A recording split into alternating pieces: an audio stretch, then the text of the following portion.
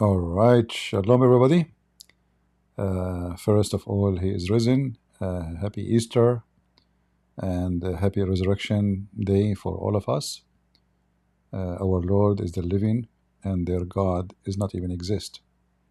Uh, I wasn't really planning to go live, but somebody sent me a video of Miss Lubna. Lubna, I spoke about her in the previous video. So she, decided to respond. And just to make it clear, I'm not here to make fun of this lady. I think she is a good woman. Uh, I mean, everybody have his own, let us say, reason to be what he is. For me, I will always I speak in a very, let us say, straightforward, harsh, tough way. Even with a Christian, if a Christian do something I don't like, I criticize him. I don't care.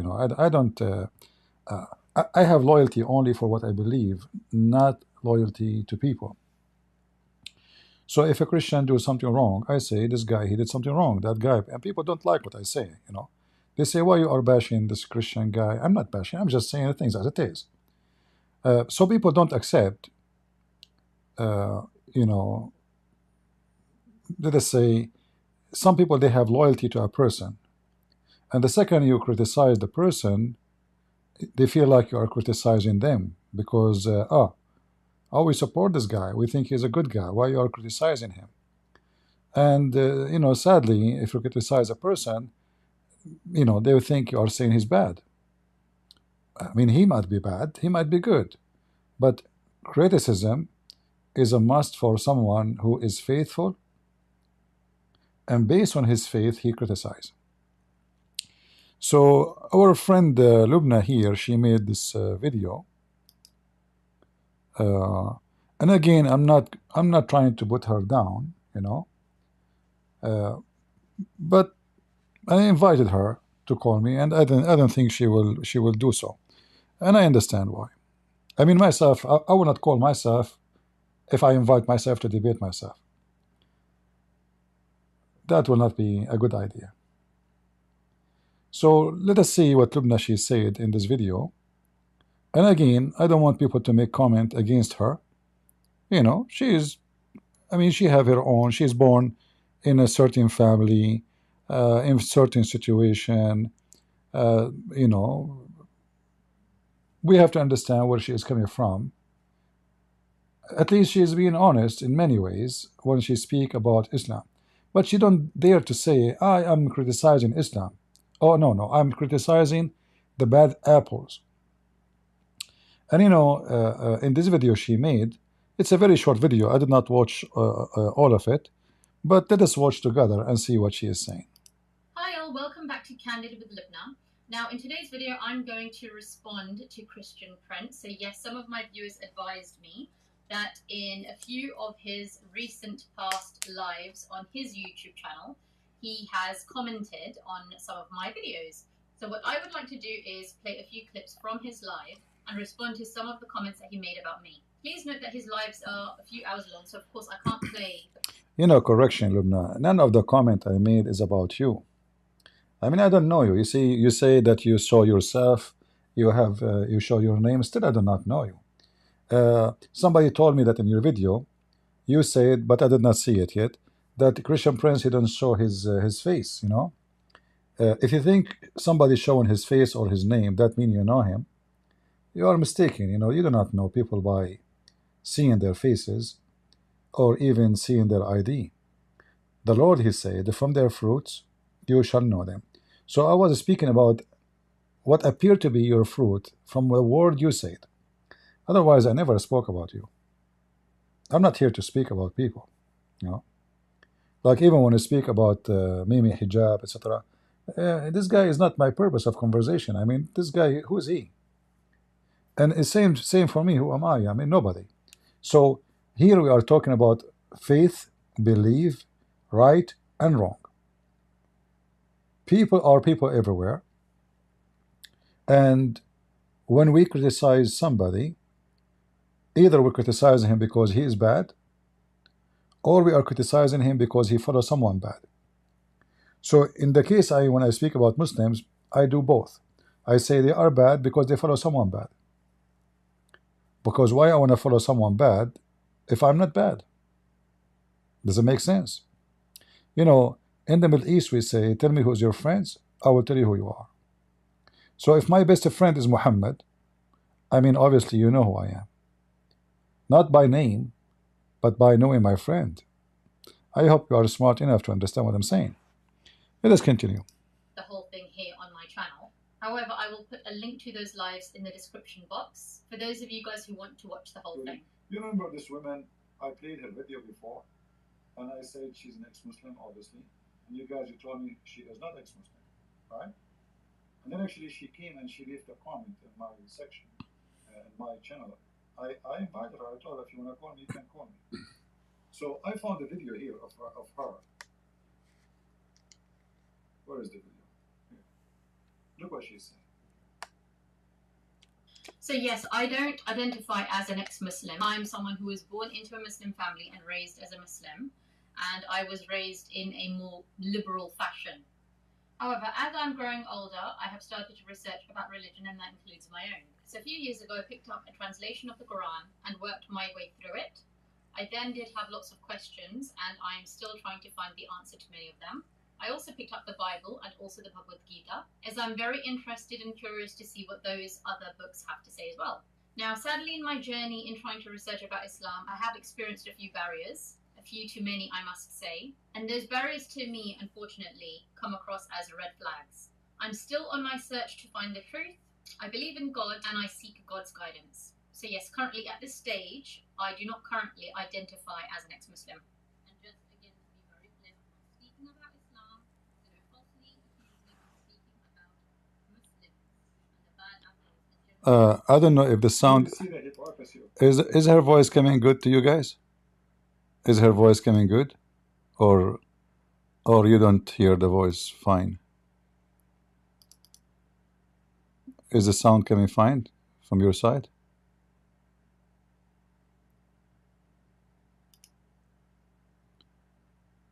It's good? It's low? Yeah, when she play the video, my video, the voice will come low. But I think her voice coming fine. It's alright. Let us continue. Of this woman, she said they are using the scriptures. So you just admitted that the scriptures is teaching them that. So she isn't speaking about Islam. See, Lubna, she is shaking her head. She is saying, no, no, no. Hey, Lubna, isn't it the mut'a is in the Quran, chapter 4, verse 24? Isn't chapter 4, verse 24 says, beat the women? Isn't chapter 4 says, go and do boom, boom, not marry, do nikah, which means the F word, to 2 and the 3 and 4, not or, which means 9, not even 4. 9. So when you shake your head this way, and you make your eyes like, come on, you know. I mean, what are you talking about? The mut'a is in the Quran.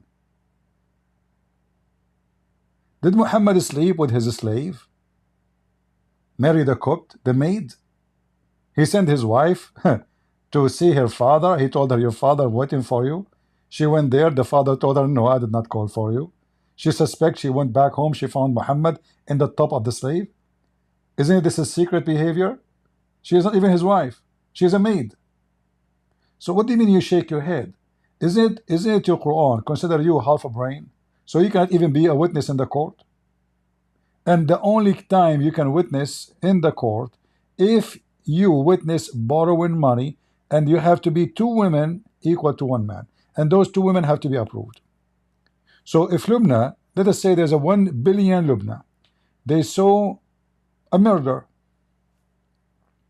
Do you know that she is not allowed? The 1 billion Lubna are not allowed to witness in the court. Can you believe it? This is your religion. You do not need to believe me, Lubna. Go check right now. Search, can a Muslim woman in the court witness for capital punishment? She cannot. She's not accepted. After like many take and break and take it and bring it, they come to the conclusion says we should allow her to witness for giving birth, because usually men are not allowed to enter the room where women are giving birth. So a woman should witness birth, even though that is not on the Quran, but they call it ijtihad. But in the case of murder, in the case of theft, in the case of even in the case of rape, you cannot prove rape in Islam. Even if somebody rape you, you cannot prove it, because you have to bring four witnesses, and they have to see his private part going in and out. Even adultery, like now they are talking about this Salman, they accuse him of adultery. If his wife, she accused him in a Muslim country, she will be whipped 100 times in her back. Why? Because she did not provide four witnesses, and they saw his private part, his penis, excuse my language, going inside the women, in and out, the same as the pin go in the inkwell, as your prophet said. So when you shake your head this way, you did not solve the problem.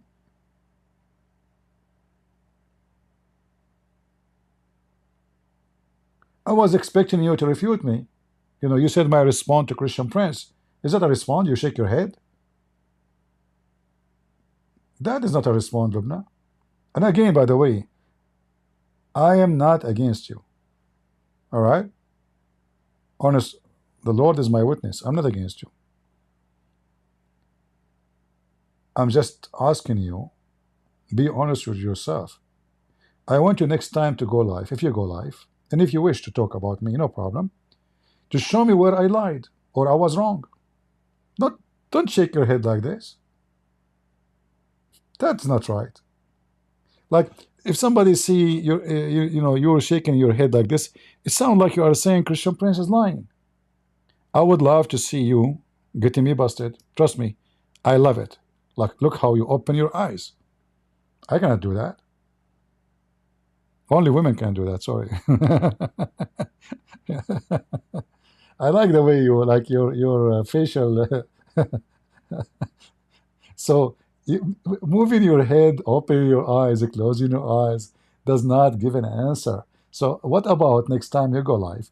Say Christian Prince, he did not tell the truth. The Quran did not say beat the women in chapter 4, verse 34. He's lying. Or tell them in chapter 4, verse 24, the Quran did not teach to do muta, which nothing but sex marriage. They call it marriage, but it's sex, it's a prostitution. Not only that, in fact, the Quran said you can practice prostitution. If we go right now to the Quran, just to show you how bad your religion, don't shake your head to me.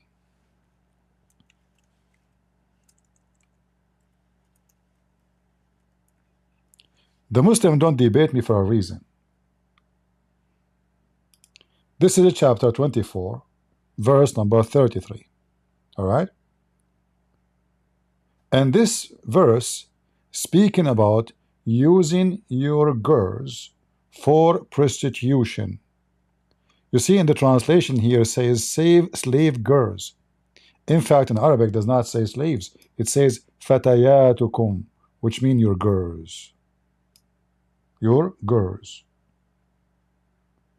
So force them not if they choose a chastity. Oh, so if they choose not, it's okay. It's in front of you. And even if you force them, Allah is all merciful. There's no penalty. There's no punishment for prostitution. So if the girls agree for prostitution, all right, no problem. And look, just to show you how the Muslim translation lies. Look at this translation here. This is Big Tal. I will change the translation, and right away we'll have a new Quran. Look, miraculous Quran. And force not your maids, now it became maids, okay, to prostitution if they desire chastity. So ask them, do you like to work prostitute? If she say no, don't force her, please. If she say yes, okay, no problem. And if you force her, Allah is all merciful. And the same we can find in chapter 4:24. The muta is not a word coming from the sky. Muta mean joy. In this case here, it's about sexual joy. In other way, it's a lust, because there's a huge difference between joy and lust. So this is the Quran, chapter 4, verse 24. It says, "ما استمتعتم فما استمتعتم به منهن." Bihi, go back to their vagina. So when you enjoy their vagina, pay them their wages. So what the muta is, you go to a woman, you say to her, I offer you money for 3 hours, boom boom. If she agree for the time and the price, she will say, how much you pay me? He will say $10. If both they agree with the time and the money, then they go for it. In fact, if we go to your Islamic website, we will find the Muslim with no shame speak about muta, and they are saying it is kind of rental.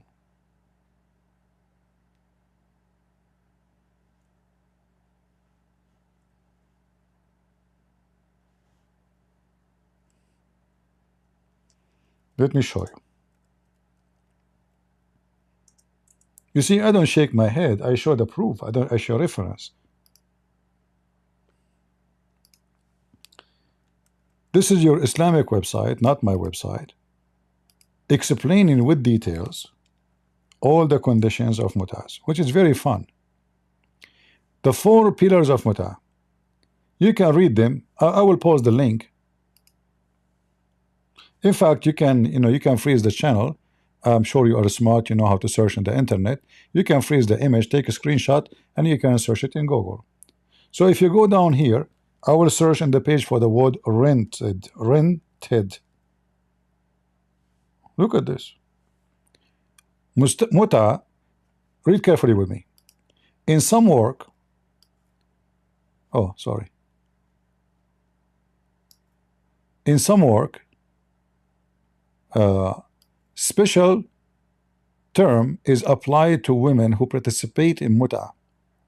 In Arabic, mustajara, or this is a translation, rented women. So is that a prostitution, Lubna, or this is not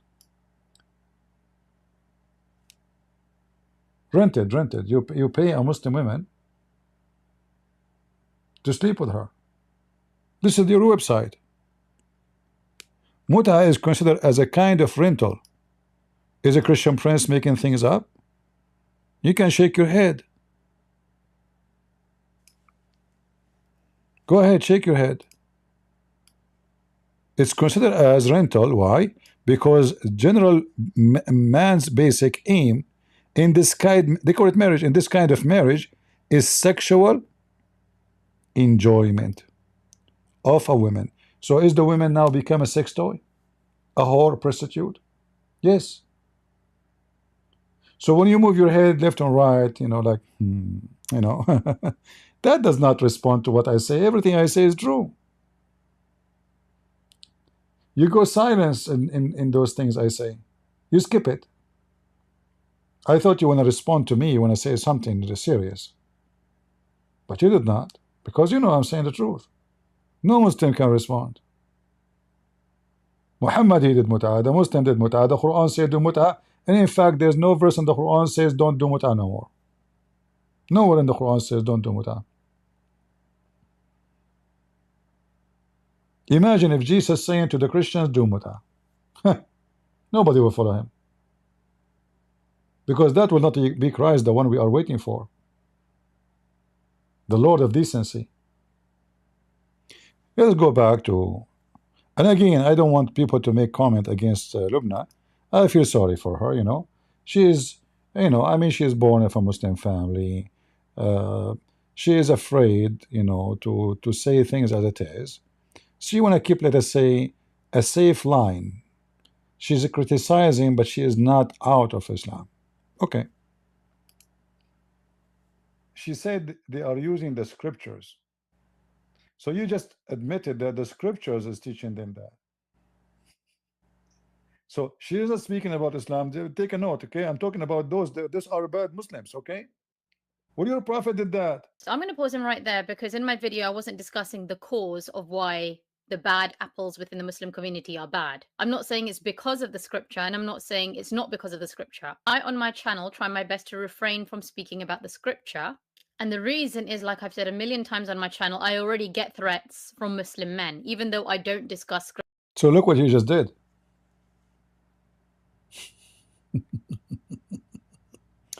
See, Lubna? So you are not discussing the cause. So what's the point of discussing it then? You know? Like, are you the doctor who don't discuss the cause? If we don't discuss the cause, we can solve the problem. So what we are discussing exactly? Mimi hijab? Like, is it really important for you and me? Who is this guy? Nobody. Lili Dawa, halal cat food? And it's a scam, you know, donate for us. Allah will give you a palace in heaven. We are discussing what then? If we are not discussing the cause, then there is no point of this discussion, because why this woman became a victim? Are we trying to solve a case of one woman or all the women? All the Muslim women, they have the same problem. And again, they have to be religious to have that problem. When you say, I'm born of a very liberal family, that's not a Muslim. You keep calling yourself a Muslim. If there is something called liberal Christian, no, you cannot. What liberal Christian? There's no so-so. Either you are Christian or you are not. Like, yeah, I'm a Christian, but I don't believe that we should not do fornication. Yeah, I'm a Christian, but believe, you know, it's okay to be a gay. Oh, I'm a Christian, but you know, well, you cannot say that. You know, there's no Muhammad software update, or Jesus version 2.0, 3.0, 5.0. Christ is a Christ, Muhammad is Muhammad. And the Quran is the Quran, and the Bible is the Bible. That's it. We cannot upgrade. There's nothing called liberal Christian. There's nothing called liberal Muslim. That is a lie. It can't exist. If you call yourself a Muslim, the second you call yourself a Muslim, it's mean you follow Muhammad teaching. If you say I'm a liberal Muslim, that means you don't want to follow Muhammad teaching, but you want to call yourself a Muslim. That's funny. So I am a liberal Christian, but I don't want to follow the Bible. How in the world I am a Christian then?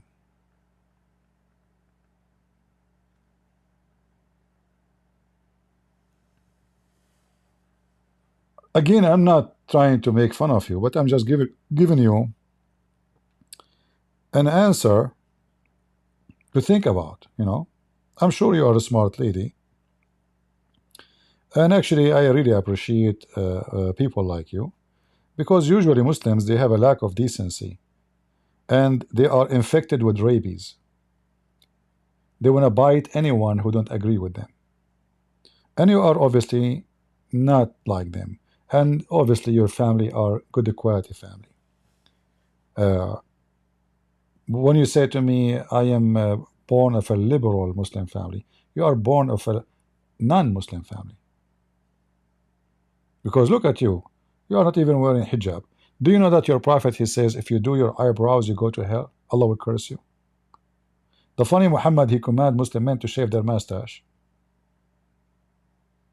and to shave their hair and their body, but women, she cannot take hair from her face. He like her to look like a goat. And when you ask the Muslims why, they say, oh, because the prophet, he considered doing that is a change in how Allah made you. Look at the stupidity.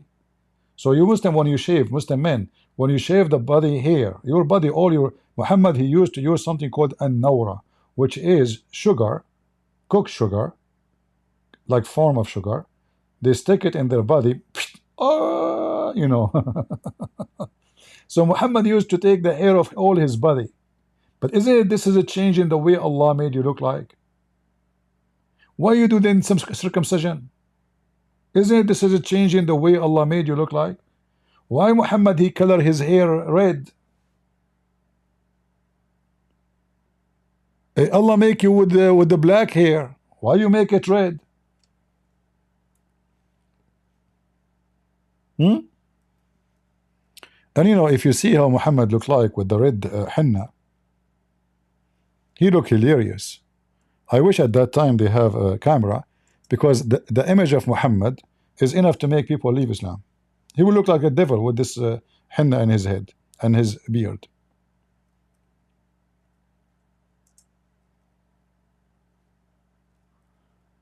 Let me show you how Muslims look like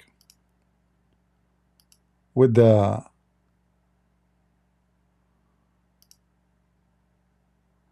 yeah. Take a look. This is how your prophet, the fashion of Islam. This is a fashion of Islam.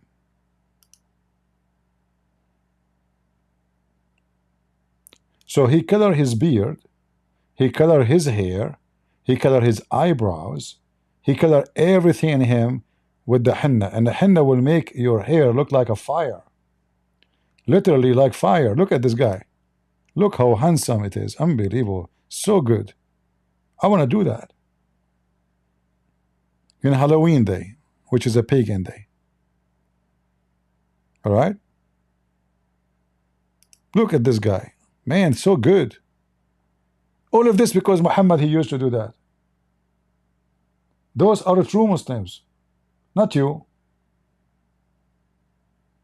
Do Muhammad hijab color his beard like that? No, they will not, because they will look stupid. They want to make business money. They don't want to, you know, follow Muhammad step by step.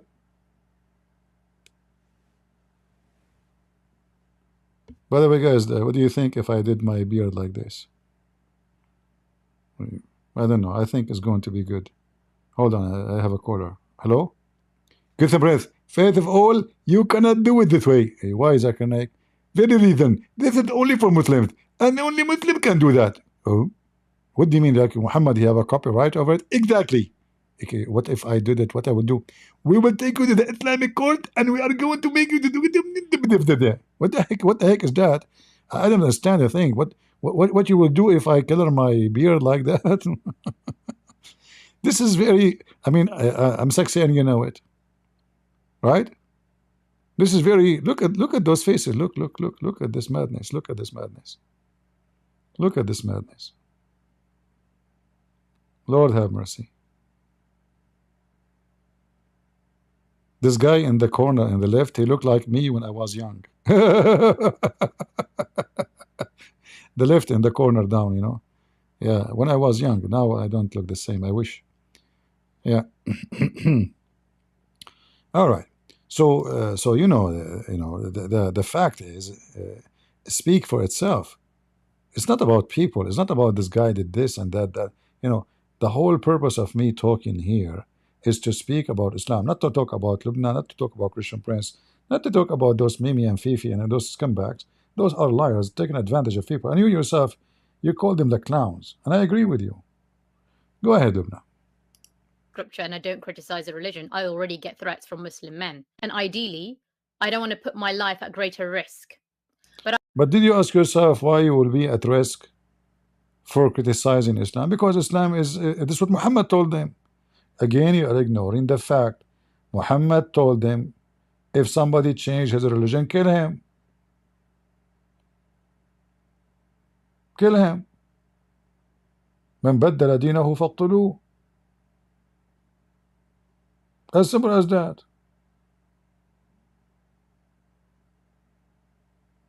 A blind man, he put his dagger in the stomach of his mistress, which is the mother of his children, his slave. According to the blind man, she insulted the Prophet, so he put the dagger in her belly. And then second day, Muhammad, he said to him, why you did that? He said, she insulted you. Muhammad says, her blood is free, her blood is free. This is your Prophet. Remember, you call yourself Muslim. As long as you call yourself Muslim, so why you are complaining about people, you know, threatening you? This is what Muslims believe. This is what Islam teach. Continue. But I never said it's not because of the scripture, and I never said it is because of the scripture. So you will not dare to say either. So what the point? It's like somebody, you know, my teeth is hurting. I will not say it's because of the bacterias, and I will not say it's not because of the bacterias. But we know that it's because of the bacterias. Correct? Like, if I didn't see it, say it, does it make any difference really?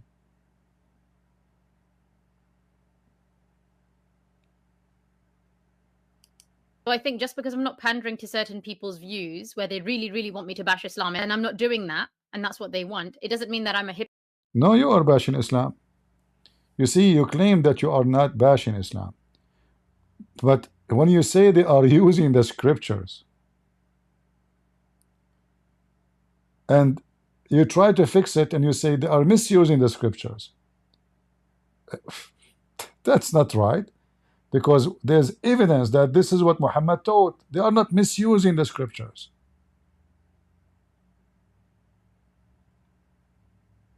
They are not. Nobody is misusing the scriptures.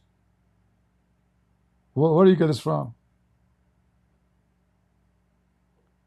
In fact, they are a true Muslim and you are not. But you don't dare to say it, that's all. And I understand. It's okay.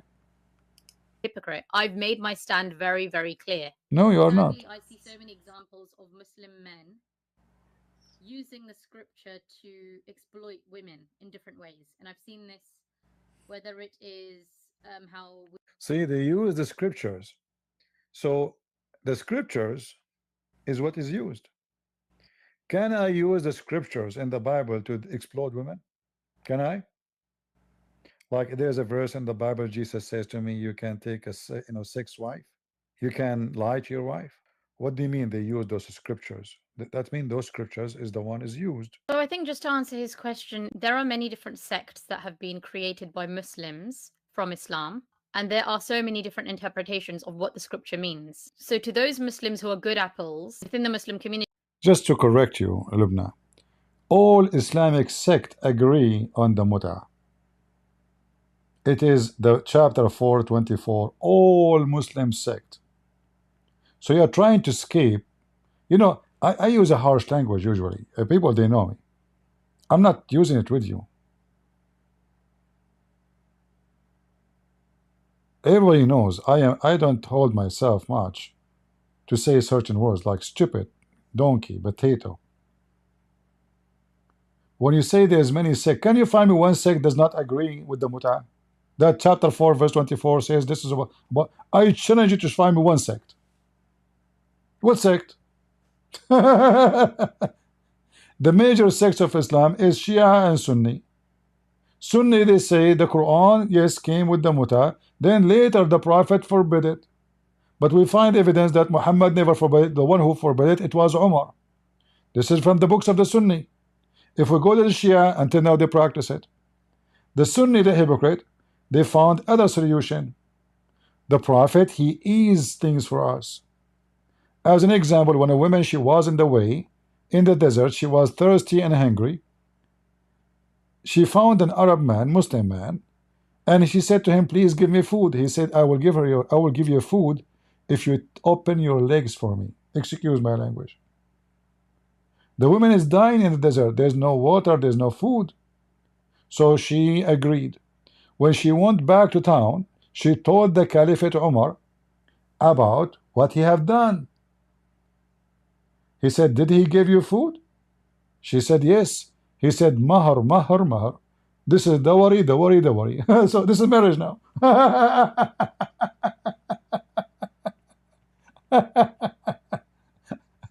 Marriage for 15 minutes in the road. So the woman, she came to say to him, look what he did to me. I was dying. I need food. I need water. He will not help me unless he sleep with me. Omar, he said, did you agree with him? Did he give you food? She said, well, I am dying. So so what? Did you agree or not? So maybe Umar was a bad Muslim, huh? Maybe Umar was from the sect of Hulunulu. What about Ali? What about Abu Bakr? You know, uh, I can show you tons of reference about all the caliphate practicing that. All of them, with no exception. There's different sect. That's a good answer. Really. Let me tell you about one of the sect which is very funny. I like it. They have a night.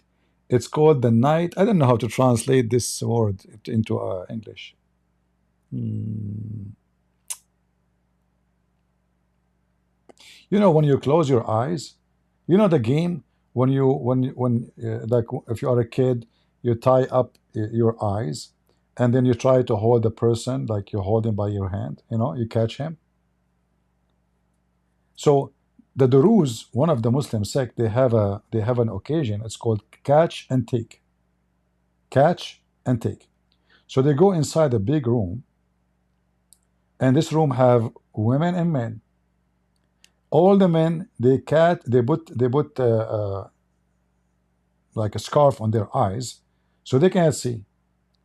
And whoever you catch, whoever woman you catch, is yours for the night. But I can confirm to you that this is not from Islam. This is the Duruz. But you cannot say to me that Mut'a is not Islamic, because no single Islamic sect don't agree. Not a single one. Not a single Islamic sect says you cannot hire a woman for 1 night or 3 nights. You know, maybe Muhammad, he misused the scriptures. Muhammad is a bad Muslim. He is not a Muslim, right? And the Muslim, they try to fix it.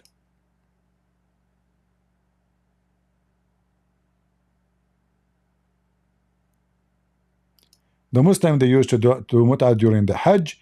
They used to do mut'ah even out of the Hajj.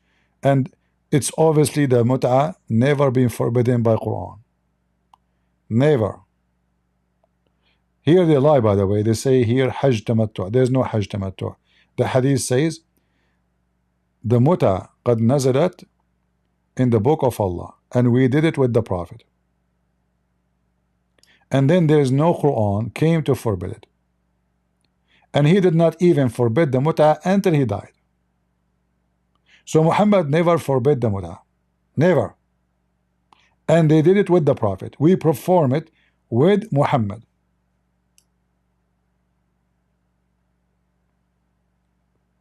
Muhammad is the man who encouraged men to rent women, at least, you know, I mean, enjoy it, you know, like make it 3 nights, you know, 3 nights. Don't, you know, come on, enjoy it. And this is Al-Bukhari. Messenger of Allah said, if a man and a woman agree, here in the translation says to marry temporarily. This is false translation. Nowhere the word marriage is mentioned. In Arabic it says أيما رجل وامرأة توافقا فعشرة ما بينهما 3 ليال. Any man, any woman, they agree to F each other to 3 days, 3 nights. If they like to increase, they increase. If they like to decrease, they decrease.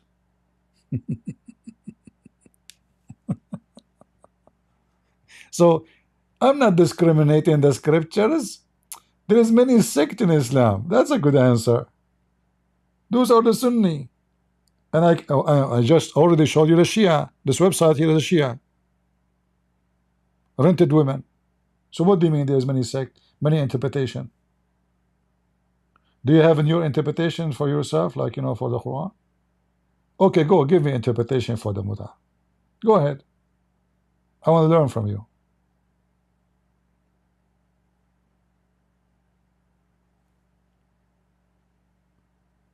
So your response is very shallow.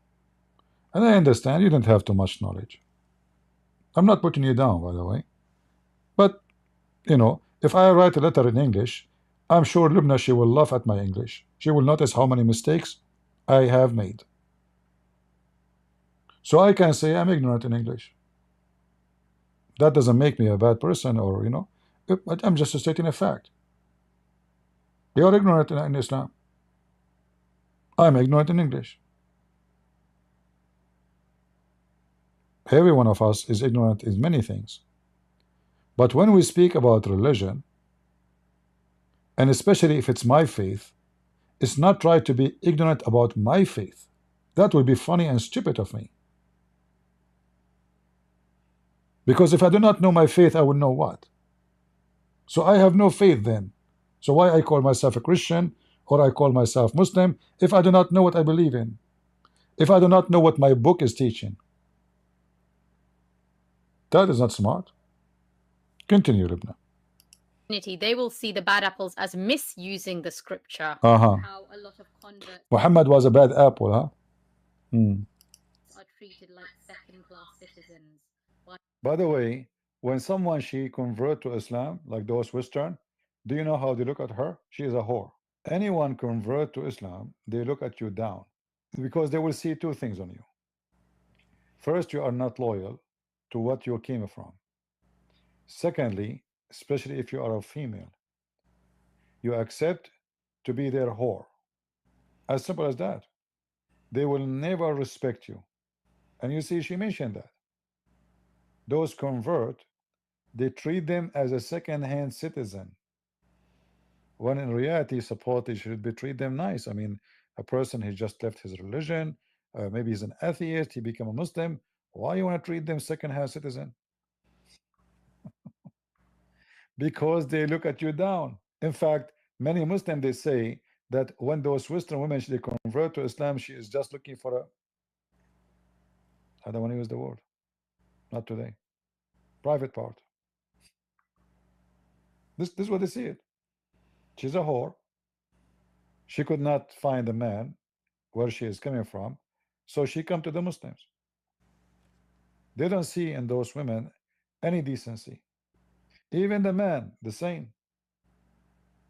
Because he betrayed where he was, and now he is coming to us, so we don't trust them. They might even leave tomorrow. In fact, most of those who convert to Islam, many of them, they leave majority in within 3 years. Can I just say, I don't actually agree with what he's just said here. It's not about that they've betrayed the religion. All of us have been born into religion. If you're born into a Christian family, you're Christian. If you're born into a Muslim family, you're Muslim. If you're born into a Hindu family, you're Hindu. And I don't personally feel there's anything wrong with anyone leaving their religion, becoming an atheist, or adopting another religion. Frankly speaking, it's none of my business. I don't think that Muslims see as a betrayal if someone leaves their religion and joins Islam. However, there have been far too many examples of Muslim men exploiting new converts, thinking that just because they are new converts, they're going to be okay with being wife number 2, 3, 4. And some Muslim men have tried to exploit converts for temporary marriages, because these bad apples within the Muslim community have tried to take advantage of what they see new converts as being, i.e., a new ignorant Muslim who they can take for a ride. And sadly, we do have those monsters out there in the community. I also feel one of the reasons for new converts being exploited is because they don't get the support from their family when they convert to Islam. So when you don't have a support system and your family is abandoning you because they're not happy that you've converted to Islam, then naturally you may find yourself in a position where you are alone. And when you are alone, you will look like a prey to predators. You will be vulnerable. So the biggest thing that I would like to urge everybody is, it doesn't matter what religion someone from your family converts to or leaves, continue to support them. So I don't care whether it's a Muslim leaving Islam, and I don't care whether it's a Christian converting to Islam. Don't abandon your family members. Listen. You are speaking, I don't know how old are you, but what you are saying is just a teenage talk. How come if somebody converted to Christianity, Christians will not take advantage of this woman? What do you mean family support?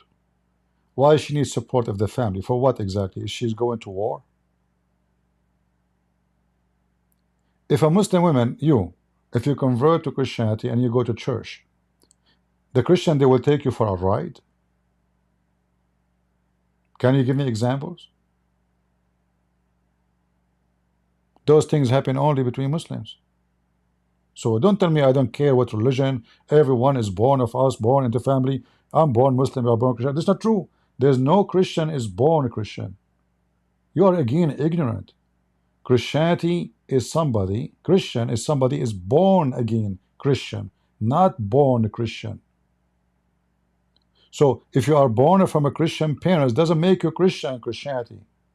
It doesn't. We have ton. You go right now, type on Google, born again Christian verses in the Bible. You will find tons of verses.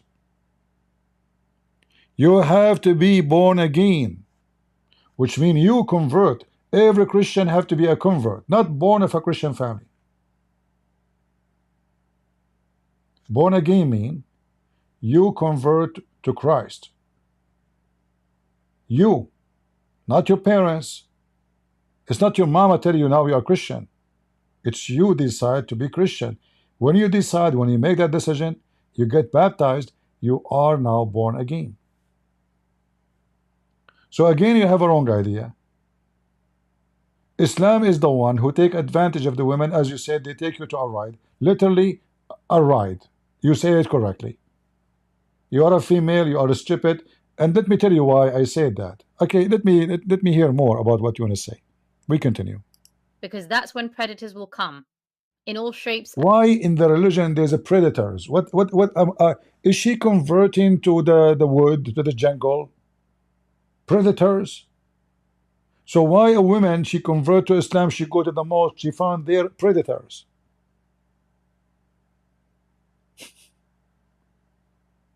Why the predators are waiting in the mosque? And the people of the mosque, they are predators. And there's nobody in the mosque is decent to protect her from the predators. So her family should support her. What her family can do to her? Obviously, she is mentally ill. And sizes. I'm not going to act like a useful idiot. I'm not going to be someone who's going to be exploited and taken advantage of. I have a full right to live how I want to live in this life that God has given me. Where you God he gave you those rights? If somebody know this woman, tell her Christian Prince he invite you to come to us and study very well and come and tell me. I want to see where your God he gave you the right to live in the way you like. Where I want to see it. Where? So when he says your God, my God and your God, our God is the same God who created. Look at this. No, you believe in Allah. I believe Allah is a shaitan, is a devil. What's wrong with you? We are not talking about the creator. When you say the way God created me, you said you are a Muslim. You confirm that you're still a Muslim. So don't tell me my God is your God. Do my God teach me to beat you? No. Do my God teach me to have four like you? No.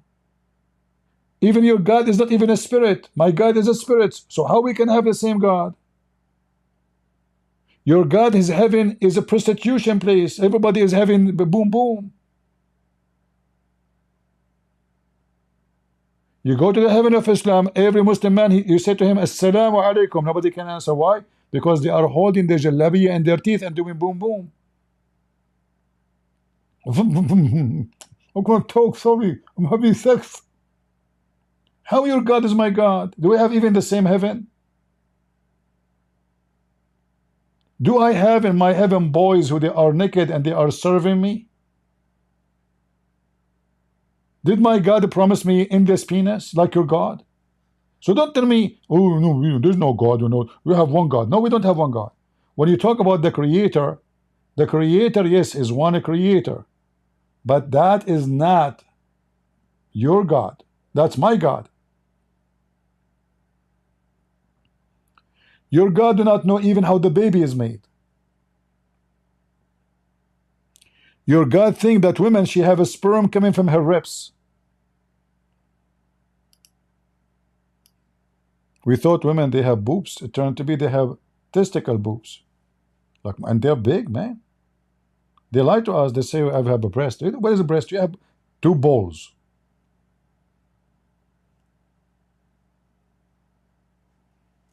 My God is the same as your God, the Creator. No. The Creator, even your God, even he believed there's many creators. Don't you know that? The Quran says Allah is the best of the creators.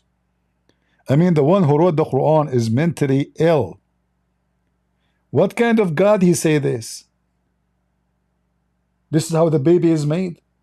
The semen become a dead blood, and then the blood became a clot, and the clot became a lump, and the lump of a flesh, and then that will become bones.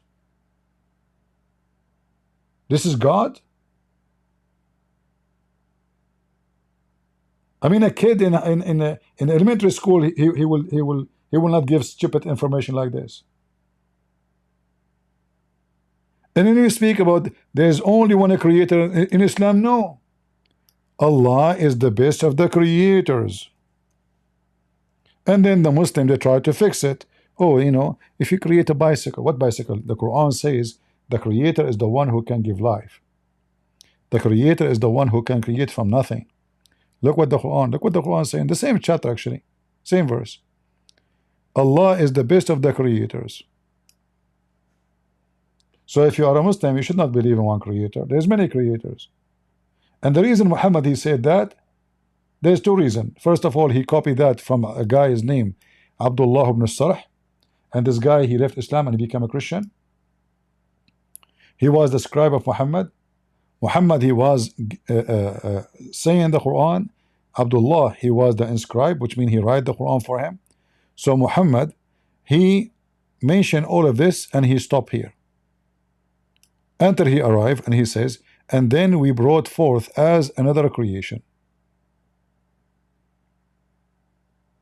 Abdullah ibn Sarah, he says, so blessed be Allah, the best of the creators. Muhammad said to him, put it there. Abdullah said, put what, Prophet? He said, what you just said. Abdullah said, but this is what I said. He said, yes, it came to you as it came to me. Muhammad liked it. He asked him to add it to the Quran. And imagine, this is written in their books. So the guy, he said to himself, oh, obviously Muhammad is a fraud. I said it. He said, put it in the Quran. If he is a prophet, then I am prophet too. It came to me actually before it came to him.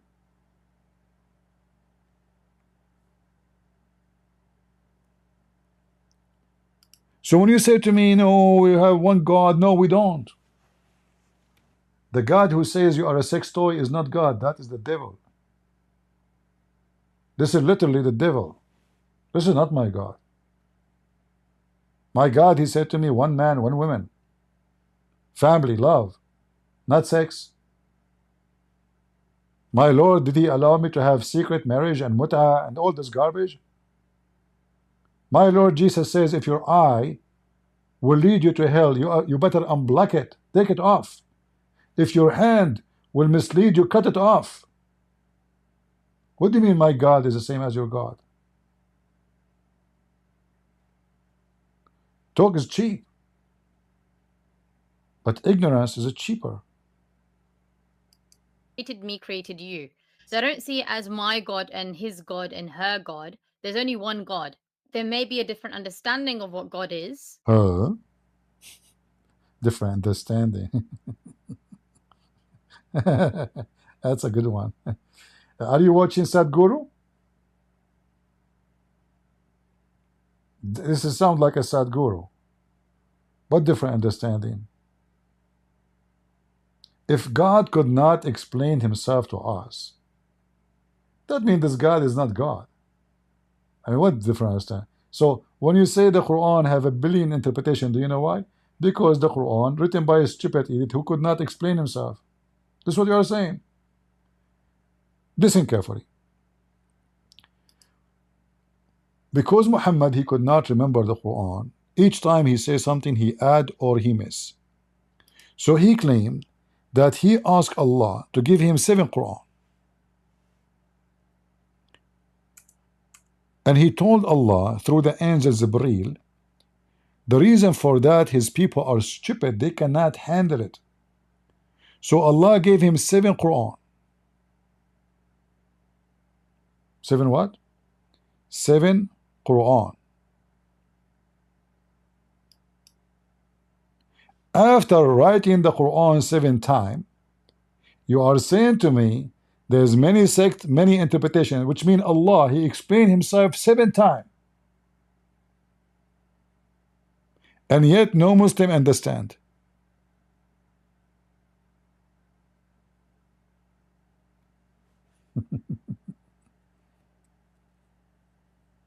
Somebody saying killing babies in the Bible.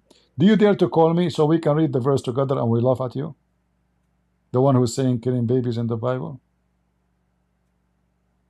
You are just a coward. Potato. Do you want to call me? Because first of all, I can show you killing babies in the Quran. And then we can go to the Bible and I can show you that you are a stupid donkey, you do not know what you are talking about. So which one is you choose? I can give you a certificate, by the way. Because the second you call Christian Prince, you will be proud. You can tell your mama, I call Christian Prince. And she will ask you now, can you show me your 4 legs? What happened to you after the debate? Do you want to do it? Huh?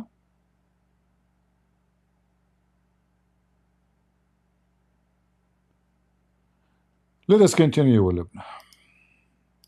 And what God wants from us. But I don't believe in multiple gods, that I have a different God to Christian Prince, for example. For example, those people who are throwing trash on the floor. For example, those people who are involved in honor killings.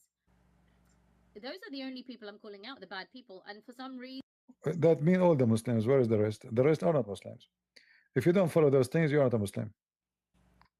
Anyway, see, here you notice how Islam is filthy. Those are the religious. The bad ones of Muslims are the religious. The religious. The more religious you are, the more stinky. In Christianity, can you be really a religious and stinky? You cannot. The only way to happen if you are hypocrite religious, false religious. So you claim that you follow Jesus, but in fact you are a devil. The people throwing the trash on the floor in the UK are not necessarily religious people. Just because they're wearing shalwar kameez and traditional clothes from the home country doesn't mean that they're religious. Just because... Okay, Lubna. What if I show that the Muslims in the mosque of Muhammad, they piss in the mosque? Not only the Muslim, they piss, even dogs, and they never clean after the dogs. Let me show you. Just to show you how clean the Muslims. Those are the Muslims in time of Muhammad. All right?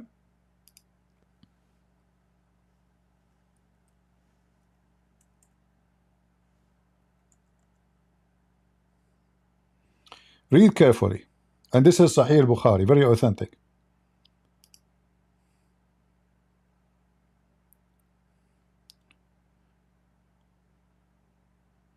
My father said during the lifetime of Allah Apostle, dogs used to urinate and pass through the mosque, come and go.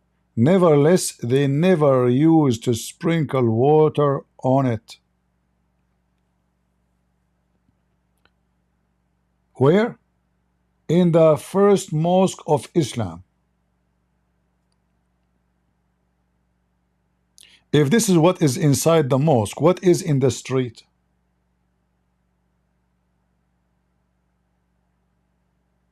Huh? I can show you a story of a man. He stood in the mosque and he started pissing. Muhammad told them, don't stop him. Don't stop him.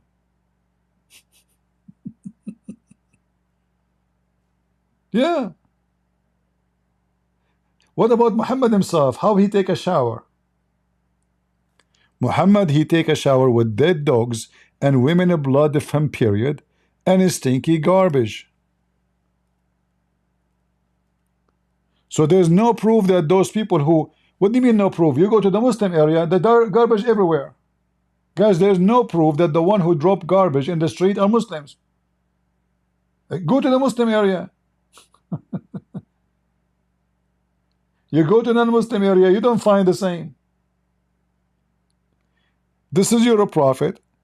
He takes shower with dead dogs and women blood from period.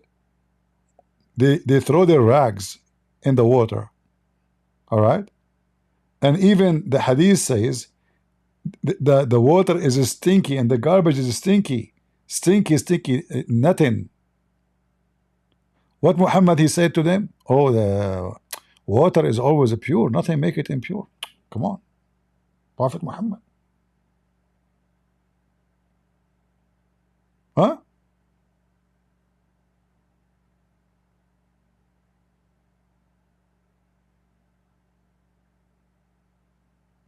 Right?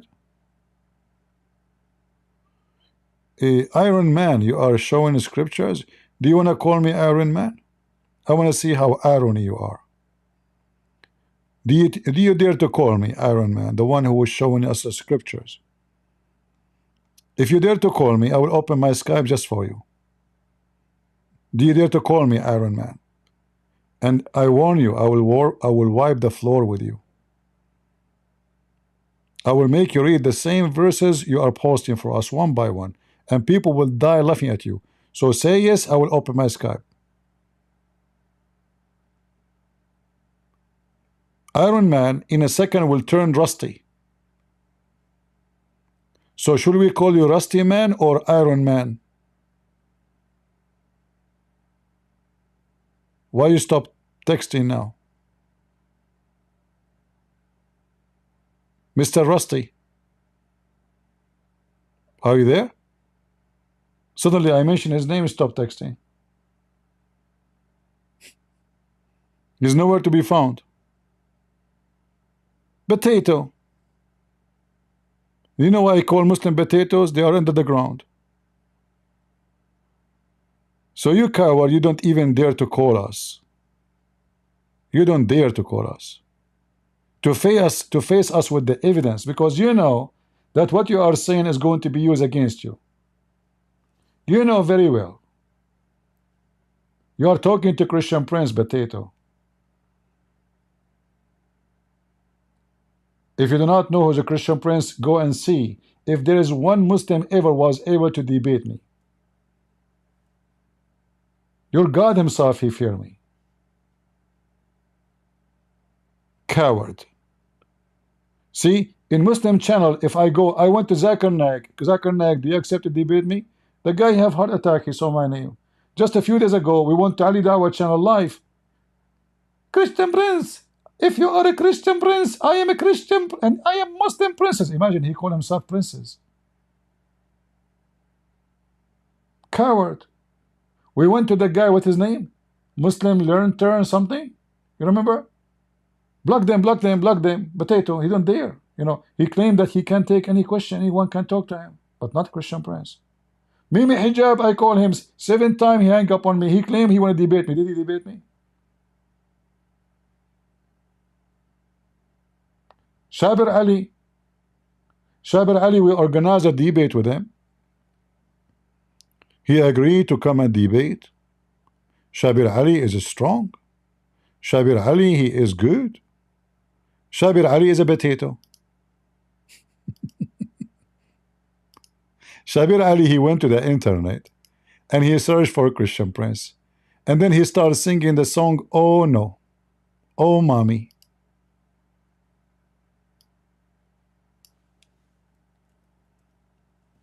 And when they asked him when you will debate me, he lied. He said, I contacted him. I never contacted him. This was ABN TV. They send me email. They send them email. Do you accept to debate Shabir Ali? I said, sure. They send email to Shabir Ali. Do you accept? We have a brother want to debate you. He said, sure. Then he went and he bought my books from Amazon. The second he got my books, he sent emails to ABN TV telling them, I apologize because I am busy with my PhD. And since then he is doing PhD.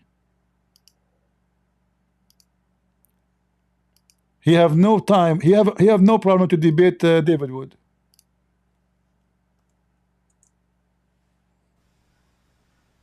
great there. Hello? Yeah, I just came to ask the $1,000,000 question. Shabir, when will you ever debate Christian Prince? Thank you very much. Yeah, for those of you who don't know Christian Prince, he is a personality who has been operating some sort of an internet radio broadcast as far as I can remember. He contacted me a long time ago asking if I would debate him, and I said yes. And then eventually I bought his book, and then I don't want to say anything about him because he's not He's here. not here. But following from the correspondence and the way things were going, I felt that, you know, people, as you play ball, you play Like, I know, right? you felt, you know what will happen to you. You said, I'm not going to be his next victim. Right? You said to yourself, I mean, look at his books. You said to yourself, this guy will wipe the floor with me. You said to yourself, he have degrees in Islam, he speak Arabic, he's an Arab.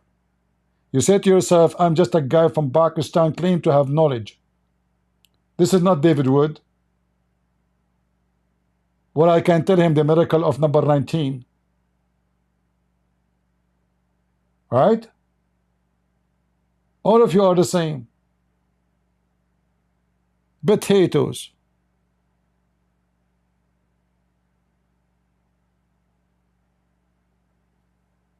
Anyway, let's finish with Lubna.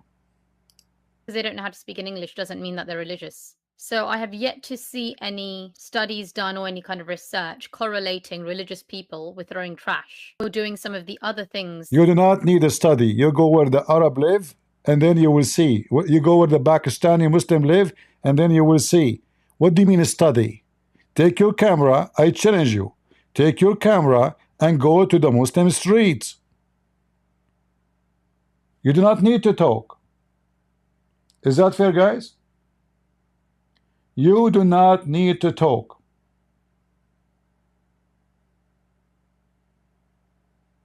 There's no need to study. You walk in a Muslim area and you walk where Muslims don't live. And then let the camera judge. You're a prophet, he pissed in the street. He pissed in the street in front of women and kids. Muslim, they piss in the street in every Muslim country in the world. In Bangladesh, following the steps of Muhammad, what they do in Bangladesh or in Pakistan,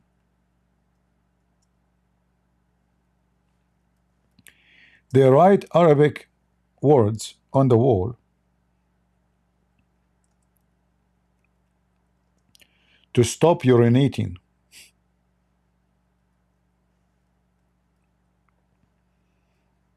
There's no proof, huh?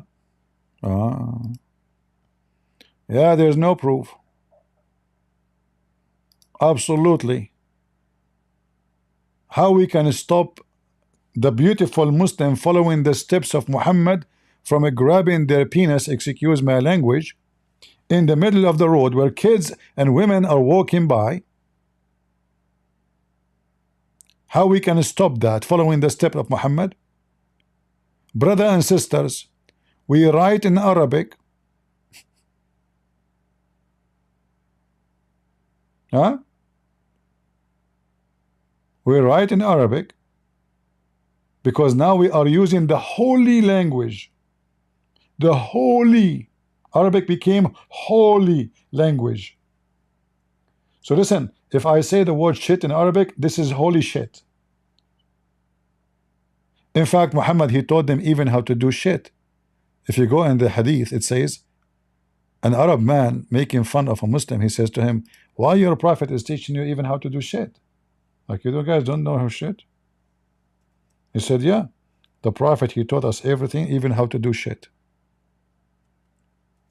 And how to do shit in public. You go in the street, you grab your penis, you piss in front of women and children.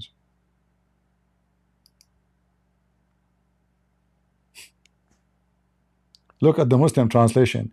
teaching you even about your excrement. This is not what it says. حتى الخراء, how to do shit. الخراء. I mean, in the English translation, experiment. What is that? Yeah.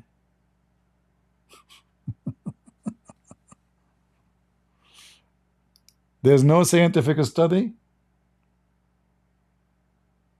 Do you need a scientific study to find out who is practicing secret marriage? And they call it marriage. Do you need secret study or professional study to find how many and who are those who go after children in the name of God? Like which one? Which religion? In the name of God, I want to have sex with the child. Which religion? Which religion? It's difficult answer. I cannot find one religion do that. There's no scientific study prove that. No. Oh, Prophet Muhammad, he have sex with Aisha at the age of 6. Oh, you know, Christians, do you know that he married Rebecca at the age of 3? We die laughing at this lie. They are desperate to make everybody pervert like Muhammad. Continue, Lubna. That I mentioned, for example, grooming gangs. It's very common knowledge now that the groomers used drugs and alcohol to. The groomers are Muslims and they are very religious. And when you say they are using drugs and alcohol, who said to you that Muslim cannot use drugs and alcohol to abuse other non-Muslims? In fact, a Muslim, he can sell drugs to non-Muslims because he is destroying them. This is evil religion. Those are the enemy. We can do anything for them. Who care? Doesn't matter how you kill them, by sword or by drugs. There's a huge difference between what I mean. You don't know what you are talking about. Those groomers are from where? Are they from Ireland? Are they Swedish? Are they from Norway? Or they are Muslim from Pakistan, Muslims from Bangladesh, Muslims from Egypt, Muslims from Morocco. I mean, it's very unique that all those groomers, they go to same religion and same mosque, but there's no proof. Those are not religious. Good one, huh? Very good one. Like when Mimi Hijab, he groomed this woman.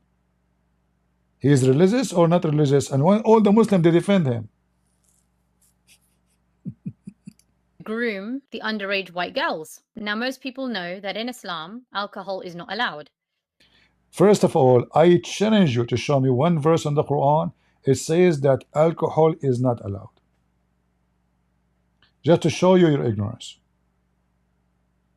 The Quran says the opposite. Let me show you. There's two different things, and this is a lesson for you, Lubna. When I say you are ignorant, I'm not insulting. I'm just saying things as it is. There's one verse in the Quran praising alcohol. Praising alcohol. In fact, the Quran claims that alcohol is a miracle of Allah.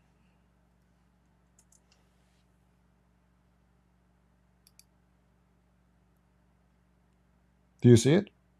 Chapter 16, verse number 67. The other verse, it doesn't say it's forbidden. It says فَاجْتَنِبُوا. فَاجْتَنِبُوا, which means avoid it. It's not haram. Nowhere in the Quran it says it is haram.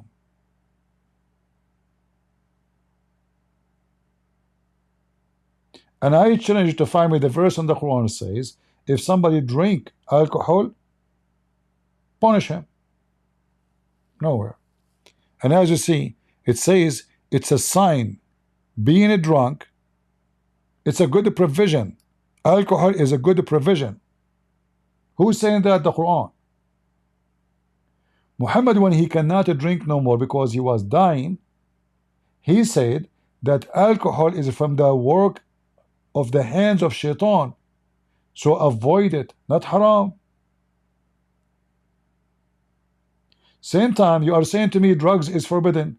If we go right now and we search Taliban, Taliban is one of the biggest religious Islamic group in Asia who produce and live by making and selling drugs. What about Hezbollah? In Islam, is drugs is forbidden since when? Especially if you are saying it to the enemy. But we know, we can show you that every Muslim in Egypt, in Afghanistan, in Pakistan, I mean, the drugs is their food. In fact, in Yemen they chew it. In Yemen they use it like for a snack. The whole country is high. They eat it. All what you need to do, Lubna, is to go in the internet and search drugs in Afghanistan. Heroin, cocaine, you know, just search. Come on, you are a smart lady, you have a computer. Not like me, I'm an Arab. Search for drugs in Egypt. Drugs in Saudi Arabia. Do you know that even the most religious society is the most corrupt one in Muslim countries? As an example, in Afghanistan, they bring a boy, and they dress him like a girl.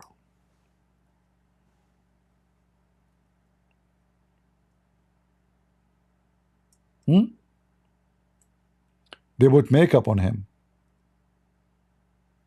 And after the party, they rape the boy. And Taliban leader is the one who do it. And there is actually a report done by the BBC itself. The BBC who defend Islam.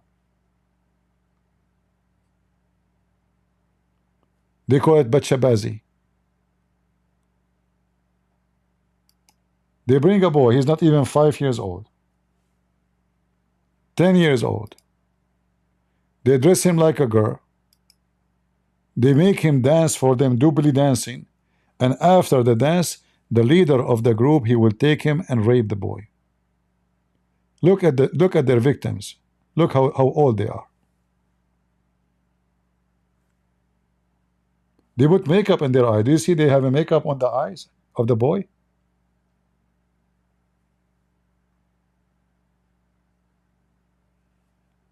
Go watch it. The Bachabazi. This is your religion. Not only they groom girls, they groom boys. Little tiny boys.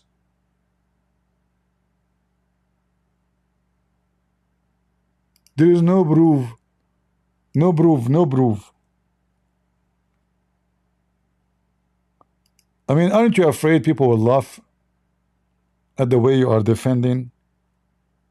I thought you are going to be different. You will be honest. You will be decent. He says, yes, okay, but with, maybe because, maybe, etc. No, be honest.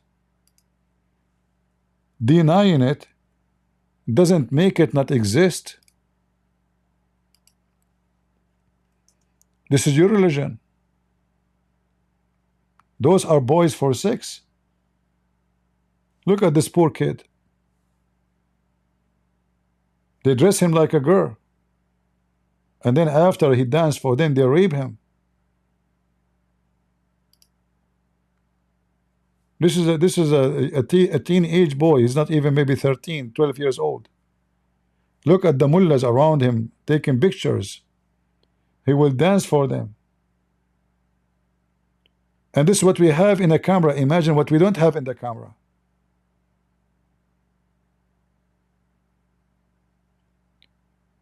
And those stupid Europeans, they allow those people to come to their country. And then they complain about raping their daughters.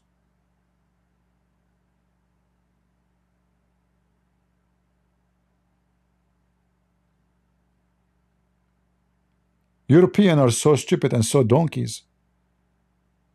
Mental.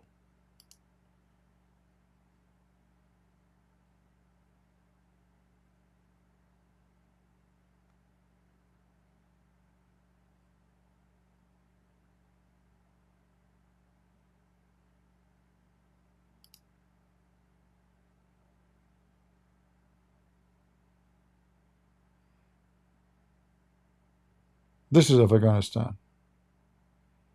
And Europe welcomed them. And Lubna, she want to tell us Muslims have nothing to do with those things, you know. You have, there's no proof, no proof. So again, this may sound like I'm covering for Muslims Yes, or you are. Islam. I'm not. So I'm slightly confused on how he has made this correlation. What he's done, this brother has done so much for Islam, and he's invited so many people to Islam that we have to take his side. And there are very few Muslims with a sane mind who are saying, actually, if this guy has done bad, we need to call him out. It doesn't matter, you know, what he's whether he's invited people to Islam or not. You know, everyone needs to be treated equally. And he can't be given some special treatment just because he's got 1 million subscribers and he's pretending to be such a great Well, you see, like when I speak sometime like harsh on David Wood, people get upset. But reality is this guy is just a fraud. And someone saying to me, his name, Das Didi.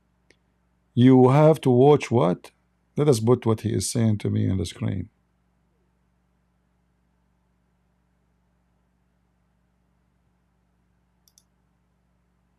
Christian Prince, you have to watch your limit. Do not cross the line. There is a thin boundary between spawning hate and preaching. Mr. D. Daddy, I think you are a piece of shit and you are trying to teach me about hatred.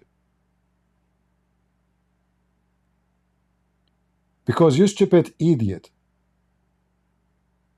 Don't you hate to see a boy being raped? Look like you don't hate it. I do. Don't you hate to see a woman being used and abused and beaten and raped? Look like you don't hate it. I do. So look like my hate is a good hate, but your hate is satan. Your love is satanic. You love it, don't you? Christian Prince, be careful. There is a thin line between hatred and preaching. Donkey. I don't know what your mama she gave you for food, but obviously she was not feeding you. She was shitting you. There's people that are born from their mother vagina, but there's some people that are born from their anus. You are just a stupid donkey. Like, did I say we have to hate the Muslims? Did I say that? Did I say we have to kill them? Did I say what's wrong with people? We are saying this is a filthy religion. Christian Prince, be careful. Get out of here, you potato. Coward. We are fighting their hatred. We are fighting their abuse. And the one who don't stand against this filthy religion, he support hate. It's you who support hate. Because either you are with or against. You cannot be so-so.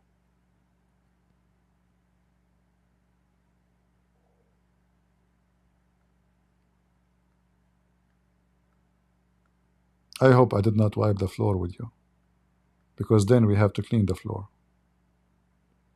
I don't care if you are a Muslim now or not. You are a donkey. Who cares if you are a Muslim or not?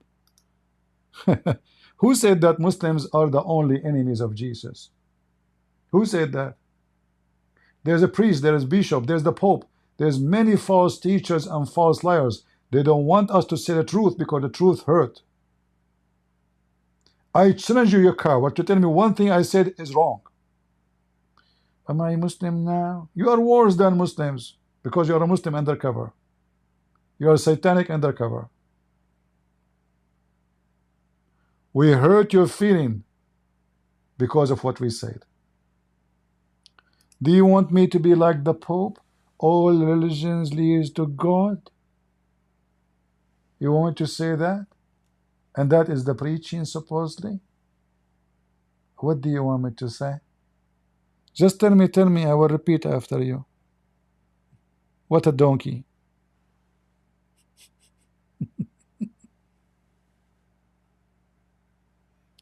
Anyone who don't like the way I talk, I say to you one thing, get lost. As simple as that. You know you are coming to listen to who. I don't sugarcoat things. Jesus said to the Jews who they worship Elohim, not Allah, the Pharisees, the rabbis, he said to them, if you are the sons of Abraham, you do the work of Abraham. Your father is the devil. The Jews, not Hamas and Taliban. Look like Jesus is a bad person for you.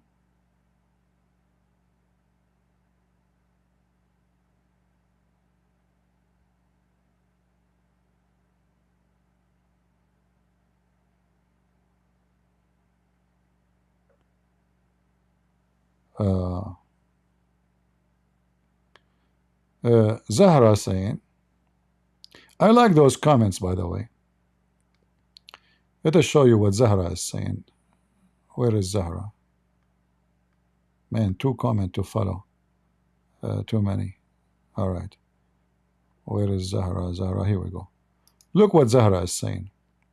CP has a good logic and reason, but not said in a reasonable way. It's not hurting. It's not hurting feeling only, but it's also insult. Exactly. I'm here to insult. I insult the devil. I hurt his feeling. And whoever follow the devil, the only one. Look, how come not everybody felt insulted? In the Middle East, we say the one who have a needle in his butt, it punch him. So if I am making a lecture about thieves, who is the one who will be angry in the crowd? The thief. If I am speaking against a rapist, who is the one in the crowd will be angry from me? The rapist. Do we agree, people? Why your feeling is hurt if you are not in the category we are speaking about? The only way to get hurt if you are one of them. So if I say rapists are filthy, and you say you hurt my feeling, that means you are a rapist. Why the rest are not upset? If I speak, there is a bad smell in the room. Oh, why you are insulting me? Because you are the one who smell like shit. You know yourself. I did not even mention your name.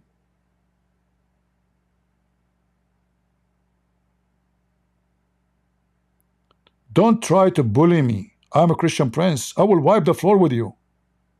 You try to make me look bad, smear me, feel guilty. Oh, he's insulting, get lost. You heard nothing yet. But can you refute me? Zahra, do you want to call me and wipe the floor with me? And then I will get lost.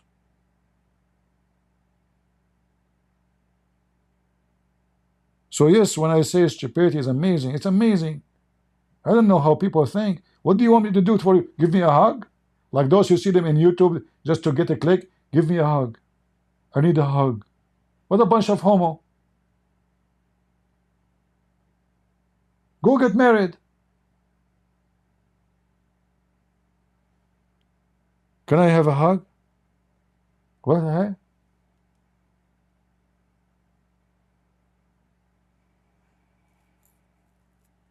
You need a hug.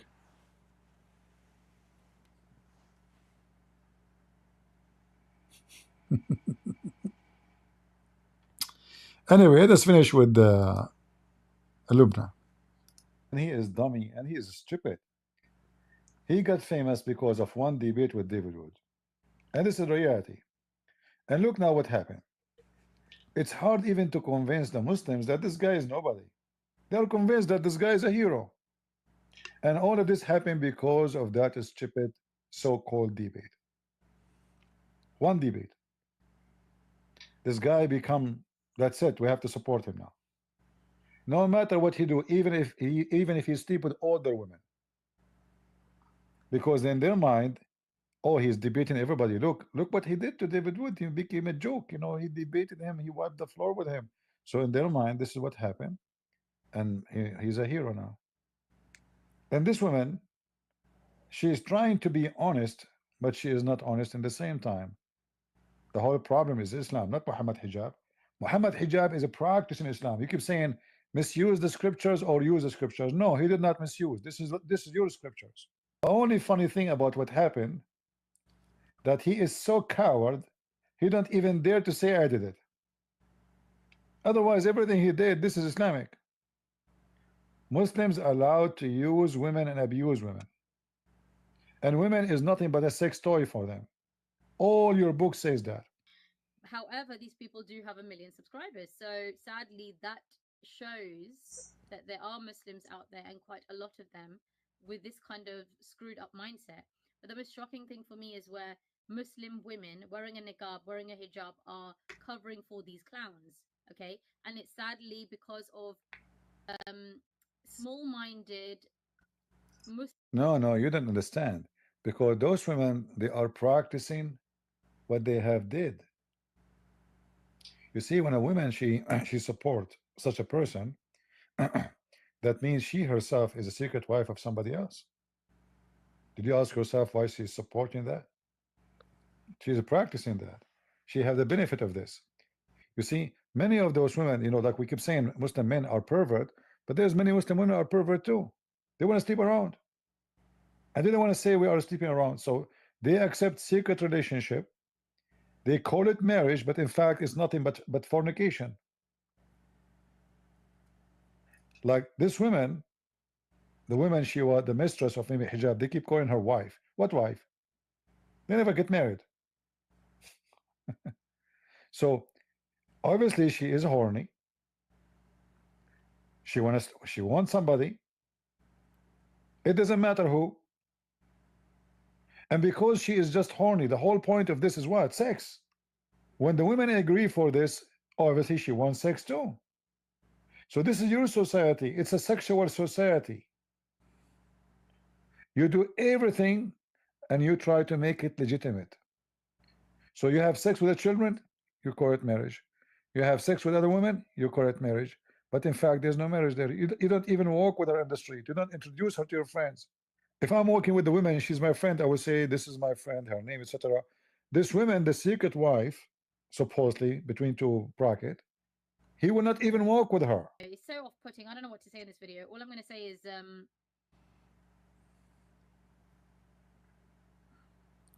she's out of words.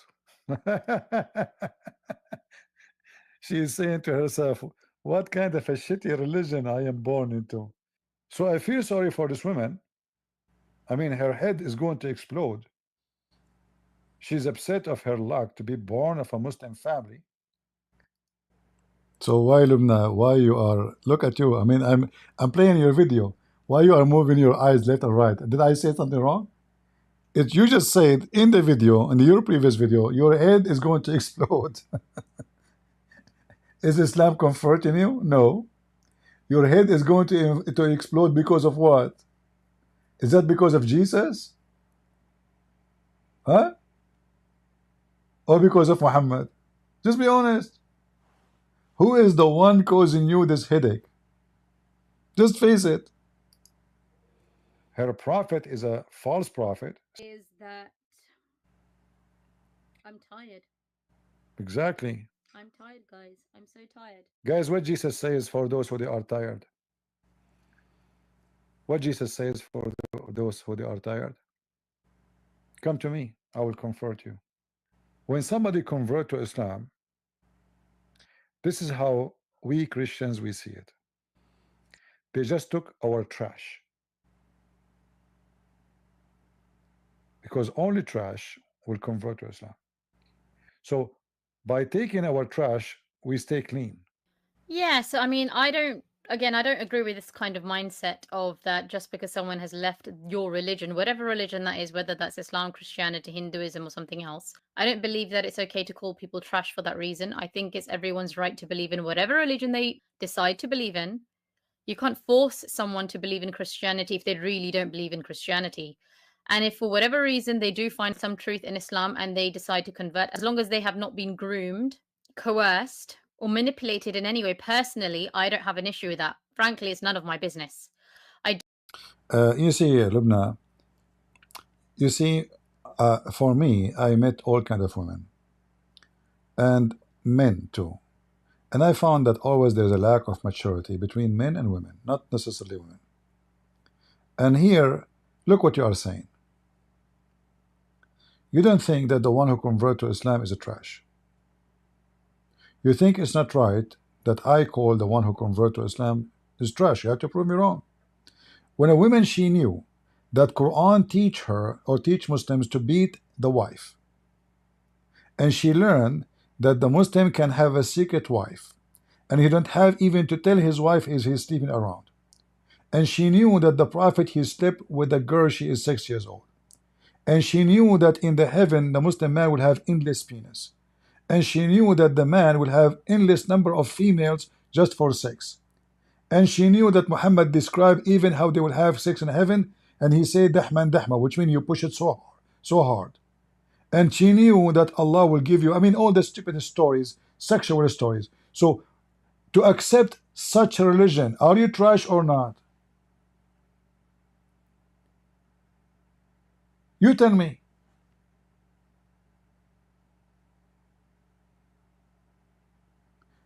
If I am a man and I respect myself and I believe, and this is what I believe, any man he beat a woman except to defend himself, which means she tried to beat you, you use your arm to stop her. As simple as that. Not it's you beating her. So you are allowed to defend yourself anytime with anybody, women or a man. But I believe a man who beat a woman is not a man. He's not. This is an act of a coward. He don't dare to fight with men in the street. He go after a female. He want to prove outside the house he is a rat. Inside the house he is a lion. So in order for me to convert to such a religion, teaching me something like this, that your mama, just because she is a female, she is the devil. If I respect my mother, if I am not junky and trash, I will not accept anyone to say that to my mother. Or if you have a sister or a daughter. If our mother, just because she is a female, she is a shaitan. So we are born of shaitan. Who is the filthy animal? He will say to his mom, or he will print this in the top of the grave of his mother. Who want to do that?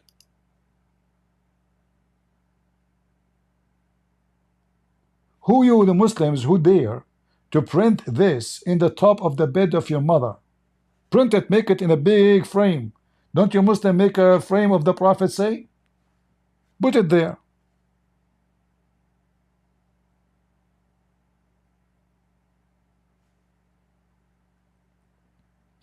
So to agree with this, I have to be trash. When Muhammad he chased a guy, his name is Jabir, and he said to him, why you marry a grown woman? Why you don't marry a little child, a little girl?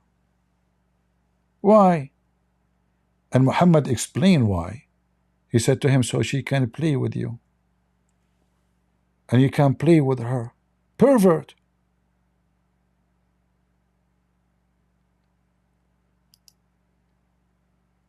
This is an act of a pervert.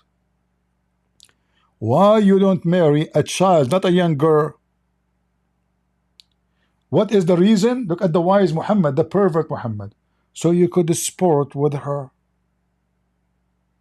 Sport with her? And she could sport with you. The sport here, translation of the word tula'ibuha, which means you play with her. You play.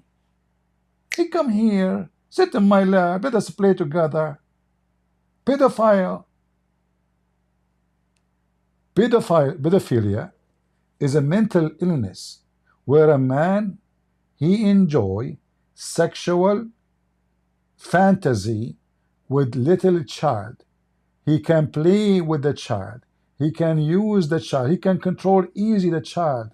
It's easy to control. You give them a candy, they laugh. Even if it was crying a second ago. The man, he said to Muhammad, the pervert, oh look, or you could amuse with her. And she could amuse with you. This is the reason to have a child. And if Muhammad against marrying a woman, she is a grown woman and previously married, he prefer a child. Why he marry Khadija? We know why. She was rich. Very rich. He used to work for her. She was in the age of his mother. And then the man, he said to him, oh, okay, Abdullah, my brother, he died in Uhud. He left 9 or 7 daughters behind him. I therefore did not approve of the idea that I should bring a girl like them. But I prefer to bring a woman. Who is the filthy here? Jabir or Muhammad? Muhammad. So, Lubna, do you think a person, he read this story, and then he convert to Islam, don't you agree with me he must be a piece of shit?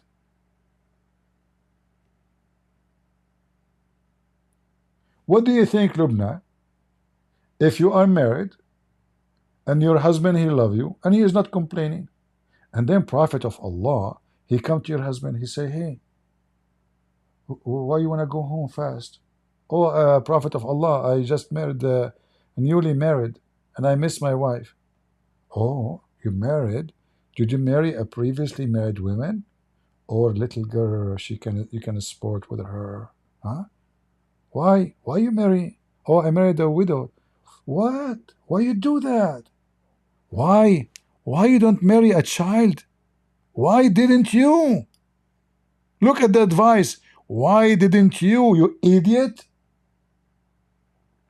Is that the advice of a good man and the man of God?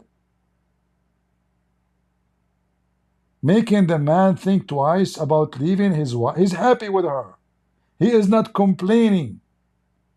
He wants to destroy the family of this man just because he's a pervert. He wants him to go after a child. And then you say to me, I don't agree with you calling people trash. I call people trash because it's reality. There's a trash human, there's junk human, there's good human, and there is so-so human. There's a human, they don't steal because they are afraid of being caught. But doesn't mean they are good. They are thieves still. But they did not do it. They wish they can do it.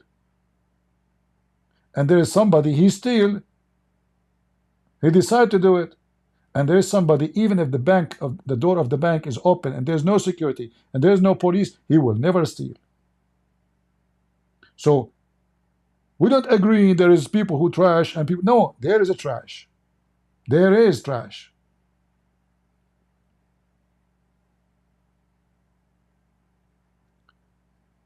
When people they say, like in America we say, all men created equally. Yes, God created us equally, but we are not equal. So God created us equally as a human, male and female, but we are not equal. A rapist is not the same as someone never raped. A pedophile is not someone who put pedophile in jail for their crime. A doctor is not the same as a killer. It's not the same.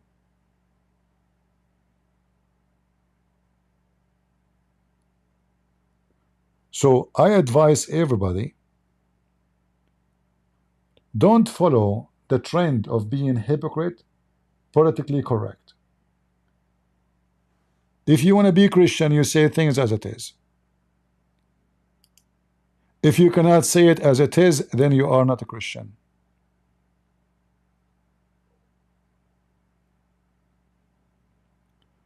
All what CP does, he is mocking and bullying. We talk about bully. Do you want me to show you the verse in the Quran where Allah he bullied the uncle of Muhammad? Look who is talking about bullying. Hey Didi, are you Didi the one who is in jail now for human trafficking? Get out of here.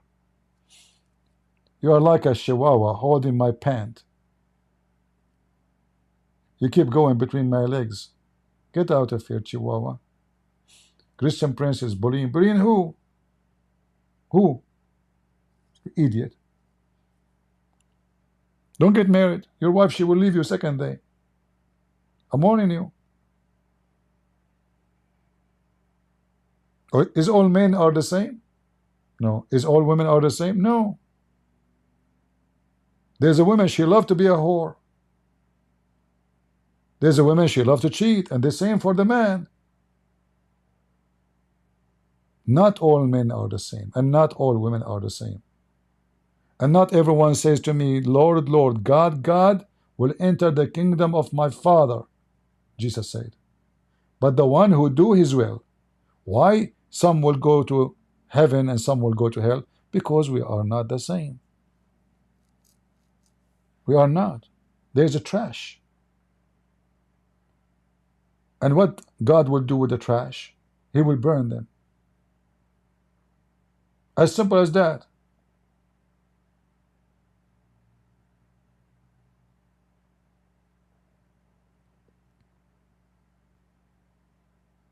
You don't have to agree with me. I'm the last one who care, who agree, who don't. When I was a kid in school, the teacher, he said, not you, not you. No, no, no, no, don't ask me question. No, no, no, no, no. No, no, no, no, no, no, sit down, sit down, sit down. I hear nothing, I hear nothing. He put his fingers in his ears. Imagine, a teacher, a grown man, he put his fingers in his ears because he didn't want to hear my question. They cannot answer me even when I was a kid.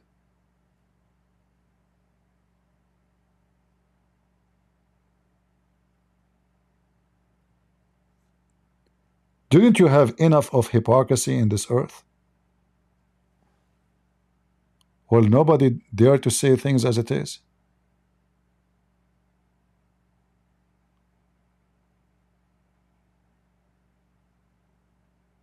Aren't you sick of it? Priest, he don't dare to say to you that homosexuality is against God. He's not a priest. A priest, he don't dare to say to you that Islam is satanic. He is not a priest. A priest, he is not willing to say to you that fornication is against God. He is a false priest. He is a money collector. In fact, he is a whore.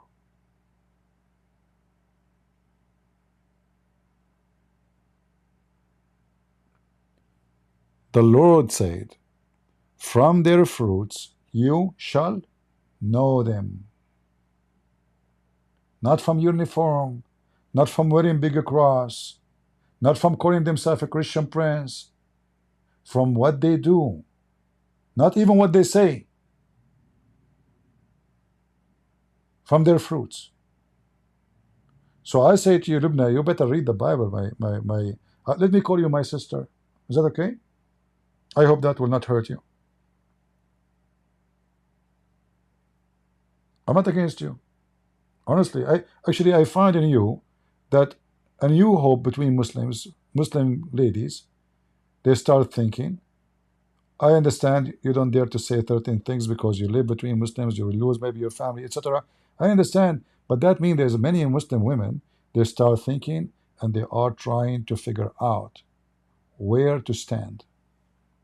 I'm with you, and I will support you.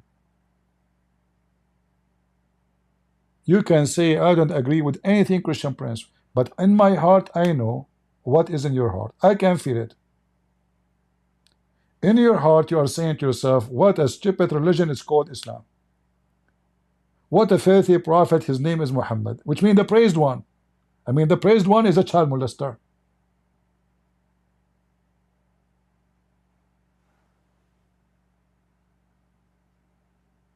All right.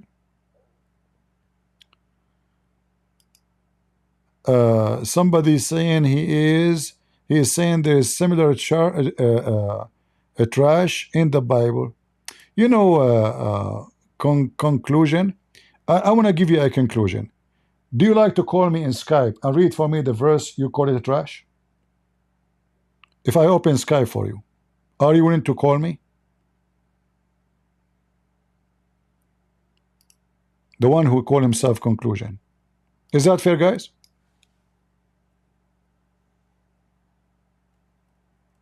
You call me and you read the verse for me. You say to me it is in the Bible and it is a trash. You change your name, you keep coming, you know. I mean, you are very funny. We call you to come to the mic, you don't dare to do it. Do you know why? Because you're a trash.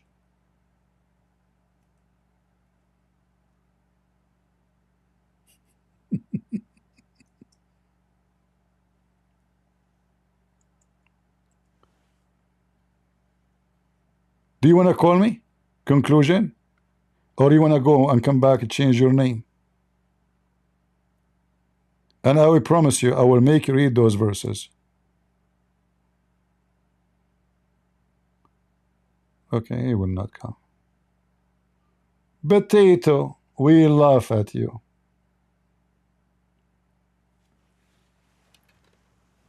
We laugh at you.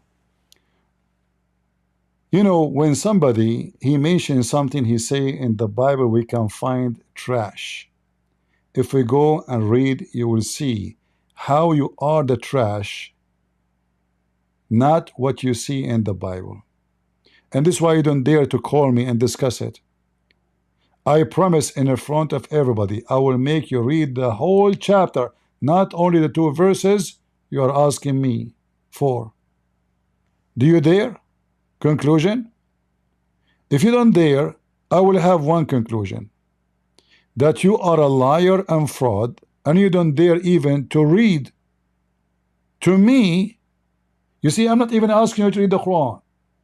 You claim there is something trash in the Bible. I say, okay, do you want to read it? Still the coward you, don't dare to read it.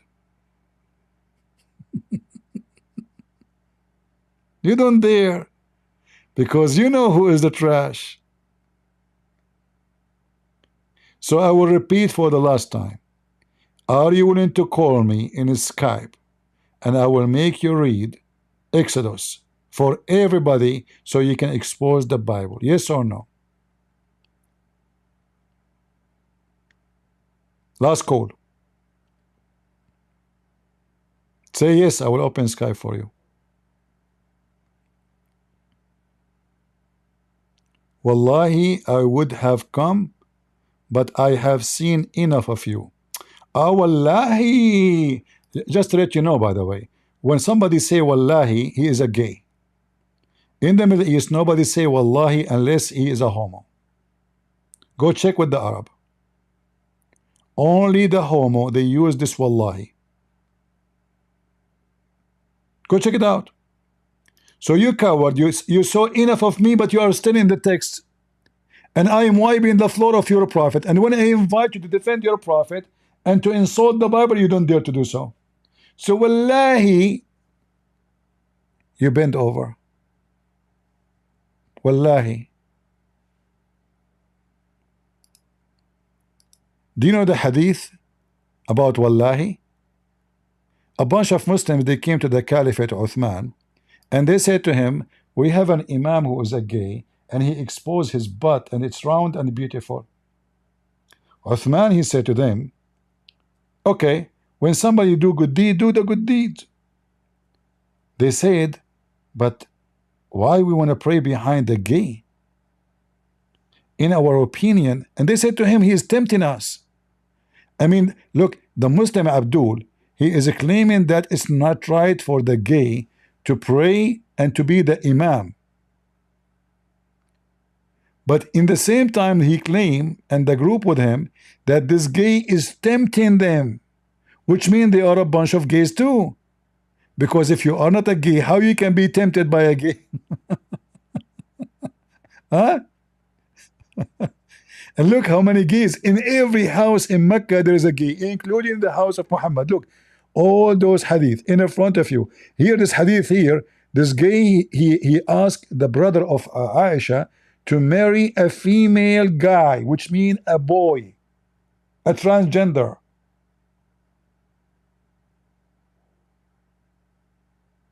He told Aisha to let him marry a man. This is your religion, potato. And the hadith about the gay being the imam, read it with me. Read it. And this is al-Bukhari, brother. Listen. I went to Uthman ibn Affan while he was being assigned and said to him, you are the chief of all Muslims in general, and you see what we fearing to you. What fearing to you? We're a bunch of garbage. We are led in salat and prayer by a leader of al-fitna. And look what al-fitna, trial, affliction, etc. All of this because this guy is a gay. And we are afraid we are being sinful following him. Okay, so they are being tempted. They have a fitna.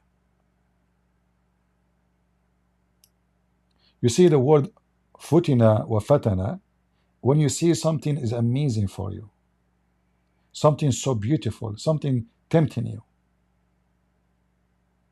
So this guy coming with a group of Muslims to the caliphate, saying this guy is a gay. And when he bent over in front of us, we are in the state of fitna. We are getting horny, brother. The caliphate said to them, oh, so what? Okay, listen carefully. As salat and prayer is the best of the deeds. So when the people do good deed, do the good deed. Do the same. Avoid those bad deeds.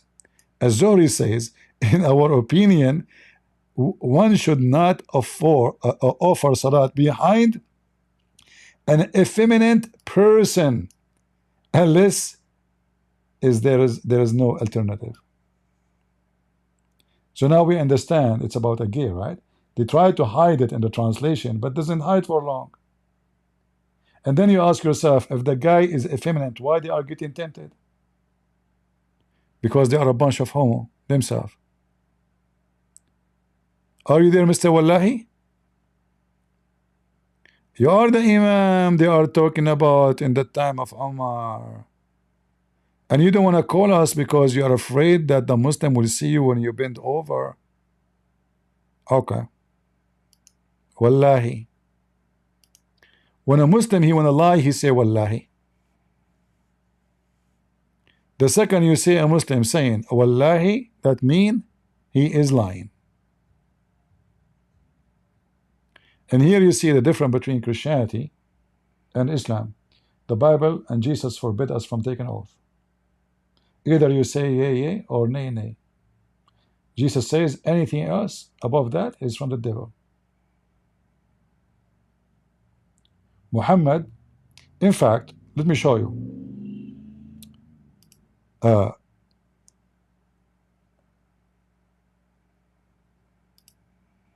Jewish guy, he schooled Muhammad about monotheism.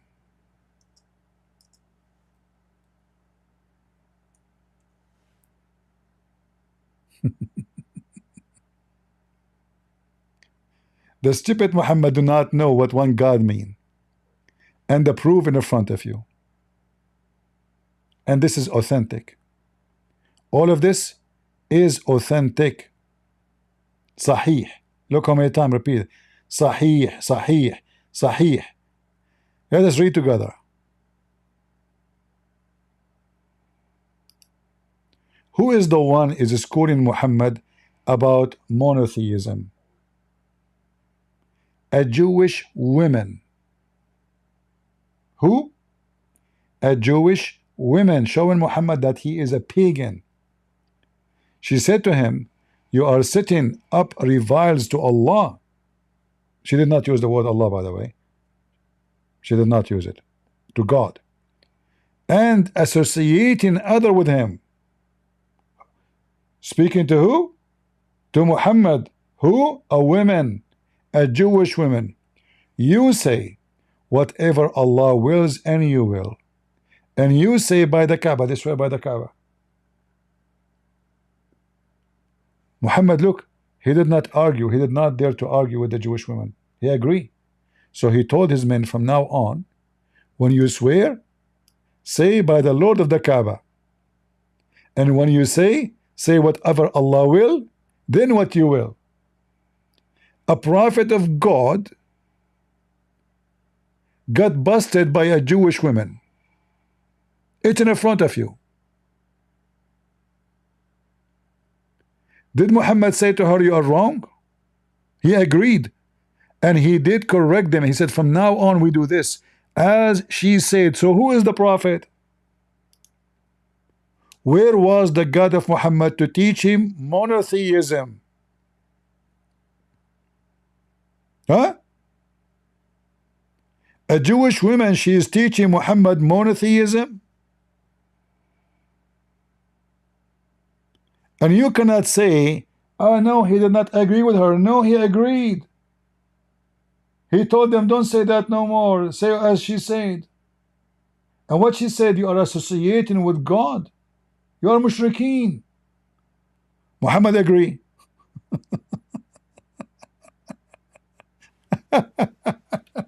This is your prophet, the junkie Abdul.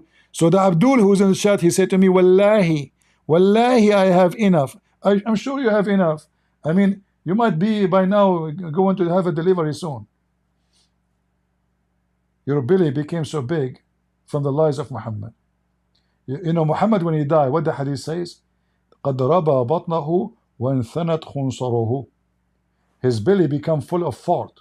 You know, he told them, when I die, we prophet, our body will not decay. So the Muslim said, really? Yes, yes, yes, we are prophet, our body don't decay. So the Muslim, in the hadith it says, they did not bury him for a day and a night. Imagine just 24 hours, Muhammad's stomach became so big, like a balloon, and full of fart.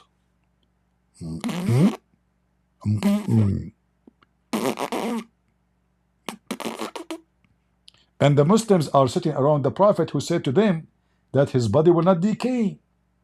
And then his skin became greener. And Ibn Abbas, he said, ادفنوا صاحبكم فإنه يأسن كما يأسن البشر. Bury him. Bury your friend Muhammad. He stink like all human beings, they stink.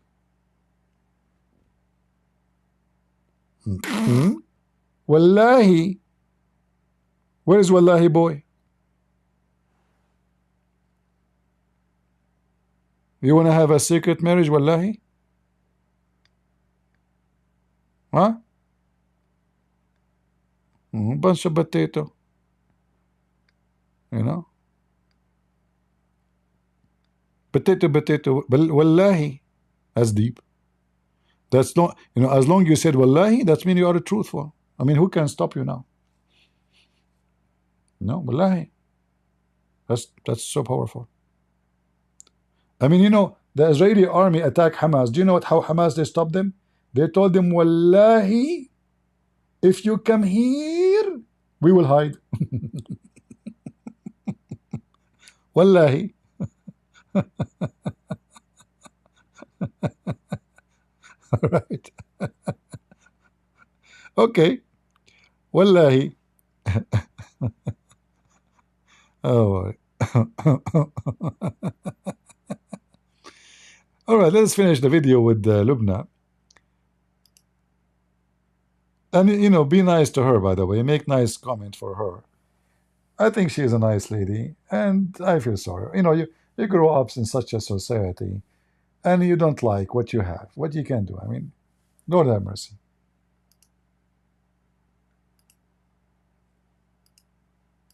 I definitely don't think that anyone converting to or leaving any religion is trash. When somebody from Islam convert to Christianity, we take the best of you. So in either way, Islam is stay trashy. Because, let me explain this part. When somebody convert to Christianity and he knew that if you follow Jesus, you cannot fornicate, you cannot lie, you cannot kill, you cannot steal. That is the best of you. When you convert to Islam, you believe in the opposite. You can lie to your wife, you can lie to your husband, you can steal from non-Muslims, You can kill non-Muslims. You can even a credit card from the bank is halal to steal it. Why? Because this bank is owned by non-Muslim. Go check it out. Is it halal to steal electricity in a European country? Yes, because the company is not owned by Muslims. There's a guy, his name is Shamsi in UK. He made a video, you can find it. He was saying that he found a friend of his, a brother, a Muslim brother, was robbed by one from Morocco, the one who robbed him from Morocco. So he went to him and he said to him, brother, we cannot rob Muslims. It's not right to rob Muslims. It's not right to rob Muslims. If you rob non-Muslims, it's okay. This is Islam. If I find out there is a Christian guy, he robbed a Muslim, can I say to him it's okay to rob a Muslim? Like there's a good robber and a bad robber? This is satanic religion. The one who leave from, he claimed to used to be Christian, he's the trash one of us. Like who? Like Andrew Tate. He claimed to be Christian. He claimed. His brother, he claimed to be Orthodox. But those are pimps. So if somebody of us is a trash, he go to Islam. Again, I don't agree with this kind of mindset, because you have sinners in all faiths. Just because you can call yourself a Christian doesn't mean now that you are. Lubna, what are you talking about? This is not about sinners. What's wrong with you? This is about junkie people, because you convert to a religion because it's going to make you live better, right? What does this have to do with sinners? What's wrong with you? If I like to fornicate, which religion I should join? Christianity or Islam? Muslim, they lie about us. They say in Christianity, if you believe in Jesus, you are saved and you can fornicate. I can show you that all of this is a big fat lie from the mouth of Jesus himself. It is in Islam. Allah in the Quran made it clear, Aka Muhammad, that anything besides shirk is not considered a reason not to go to heaven in Islam.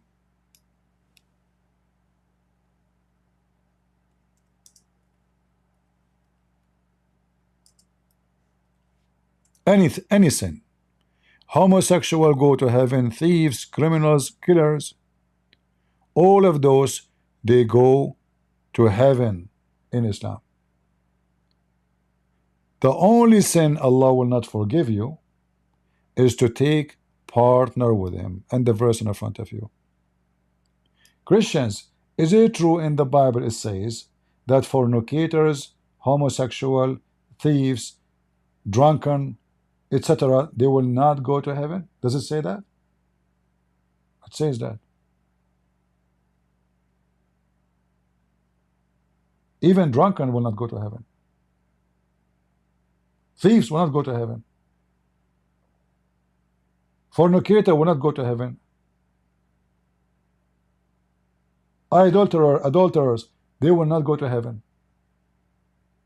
The Quran is so clear. Anything else, any other sin, it doesn't count for Allah.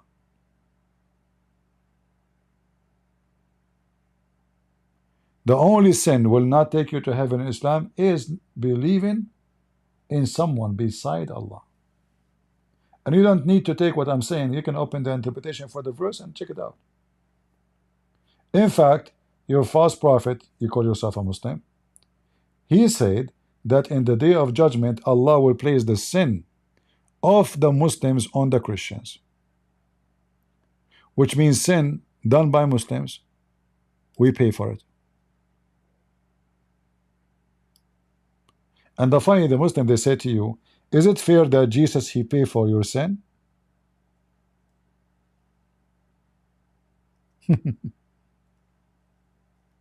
No, it's not fair. Who said this about fair? And when Jesus died for my sin, doesn't mean I can't do sin. Jesus died for my sin, which means because of my sin, he came to save me.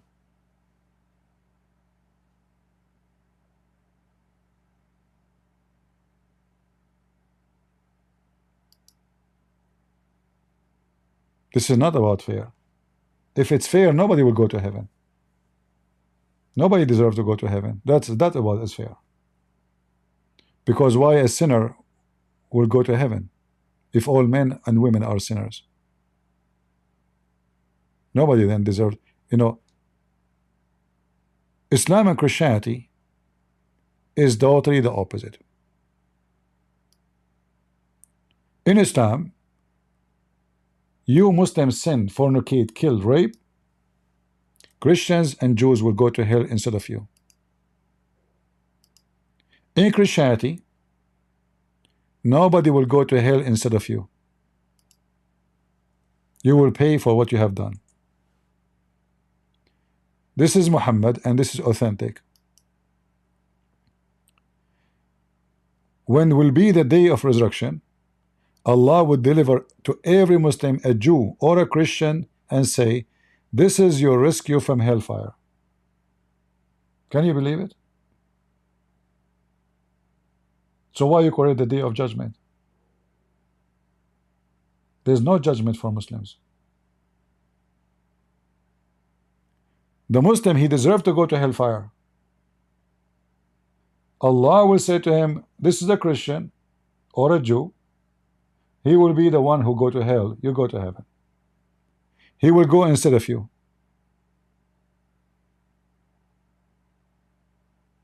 Do you see it?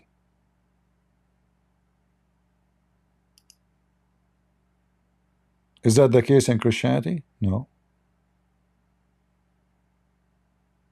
In fact, Muhammad even he said, when a Muslim man he die, any Muslim he die, there's Allah will take someone, he is a Jew or a Christian, to hell right away.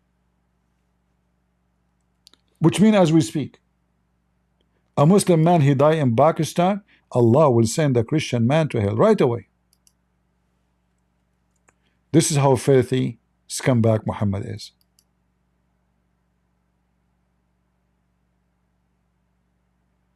Do you see it? And this is authentic.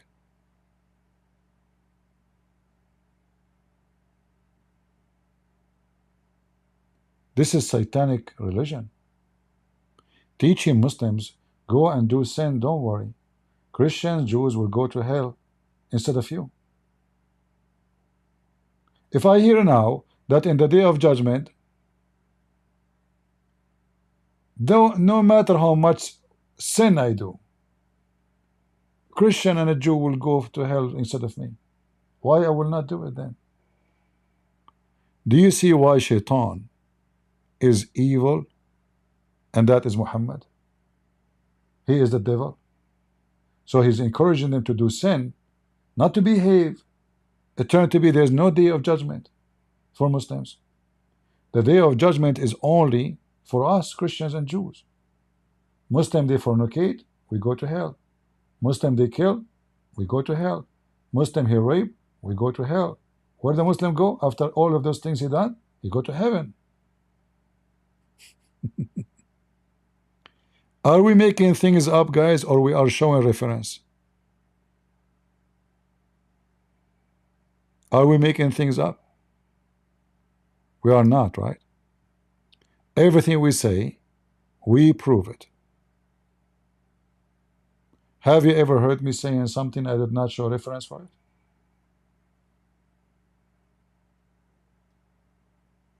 Go, Lubna. Sinless, and you are going straight to heaven, and you're absolutely amazing. And just because you are not a Christian doesn't mean that you're a bad person. I think again, you don't understand. But every person is a bad person. Every person in the world is a bad person, including you and me. Because bad is relative to who? So I can say you are good comparing to the Dawa. I can say, you can say Christian Prince is good to comparing to Muhammad Hijab, but maybe he is bad comparing to someone, a decent person, better than him. Bad and good is just relative to who? When we compare, the Bible teaches us that only God is good. Only God is good. There's no human being is good. So you need to change your way to think. Yes, there is bad people. And when you choose your religion, you are telling me if you are bad or good. So if I go right now to the store and I buy a knife to kill somebody in the street, starts stabbing people, and then somebody else go to the store and he buy the same knife, but to use it in the kitchen to feed the children's orphans, which one of us is the bad and which one of us is the good? So when you convert to a religion, teach you to go and buy a knife, stab people in the street. Is that good or bad? Did Jesus taught me to do that? Muhammad did. People I do not know, I just go in the street and start shooting them. Just because they are not Muslims. Drive my car over them. Christmas Day, okay, they have a Christmas, let us drive over them. Let us put a bomb in the train station.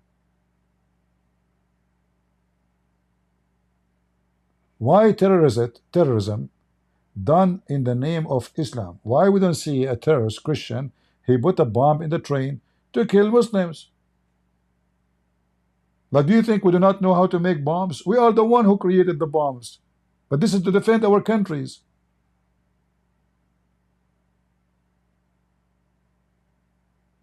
A true Christian will not go and attack Muslims in the street just because they are Muslims.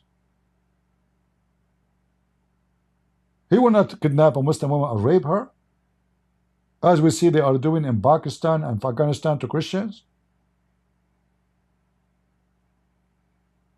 How many Nigerian Christians just killed in the last week? They enter the church, they start shooting everybody. When the last time a Christian, he took his gun and started shooting every Muslim? Don't tell me the one in Australia, he's not a Christian. And after 1 billion times the Muslims attacking people, killing them, there's a guy, he is not even a Christian. He went to the mosque and he shoot Muslims. Muslims, they even enter the mosque and shoot Muslims. When the last time a Christian, he took his gun and he decided to kill the Muslims?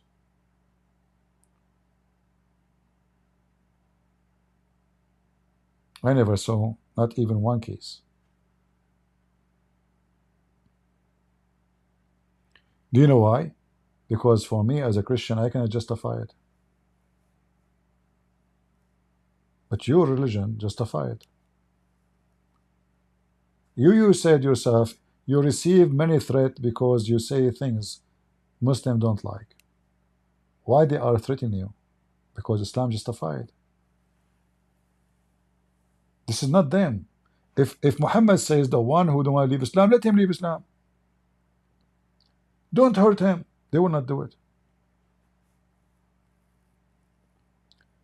They are doing what Muhammad said to them. I think that Christian Prince is portraying a very black and white view of the world and life, but in reality, you are again wrong. There's no gray. When it's come to God, there's no gray. Either black or white. You can't be between. You can't be 1 foot with the devil and 1 foot with God. You can't be. So you are speaking in a very immature way. This is immature speech. the world is great and there are a spectrum of people. So No. this was a very long live, and I think at some point he did say that I'm someone who doesn't have the courage to come out and criticize Islam. I found that slightly hypocritical given that Christian Prince himself doesn't show his face and he also doesn't go by his real name. Whereas I would say I am someone who does have a lot of courage because I show my face and I also am as my real name. All right. Here you see when you speak about courage, first of all, you did not say anything to insult Muhammad. So where is the courage of what you are doing? What courage? You call da'wah clowns? That's it? You don't dare to say one true thing about your religion. Secondly, who said to you, I don't show my face? I go and make a speech in front of thousands of people. Hundreds of churches. But I am not a person who seeks fame and celebrity. And in case you do not know, the Bible forbid us from receiving reward. Let me show you. You are ignorant because you're a Muslim, and every Muslim is ignorant until he proved the opposite. Let me open the Bible.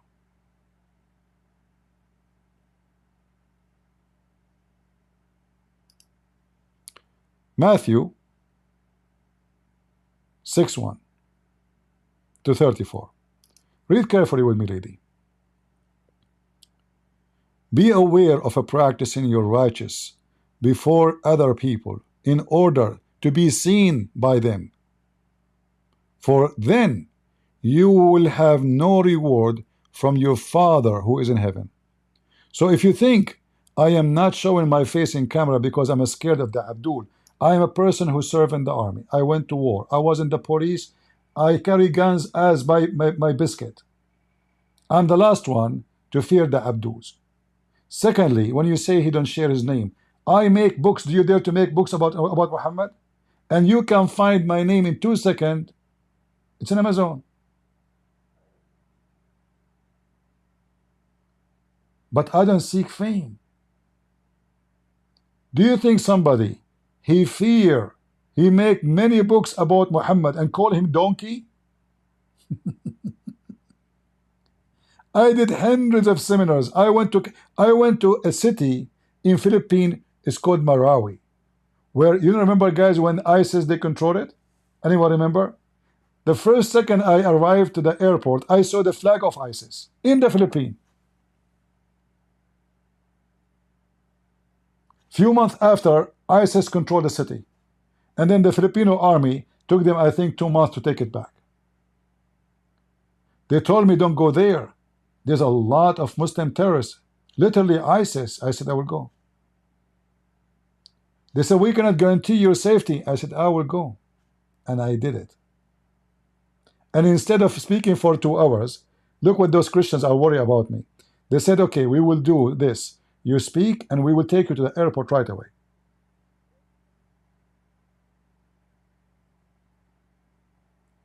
When I went there, I enter it was a stadium, actually. It's not even a church.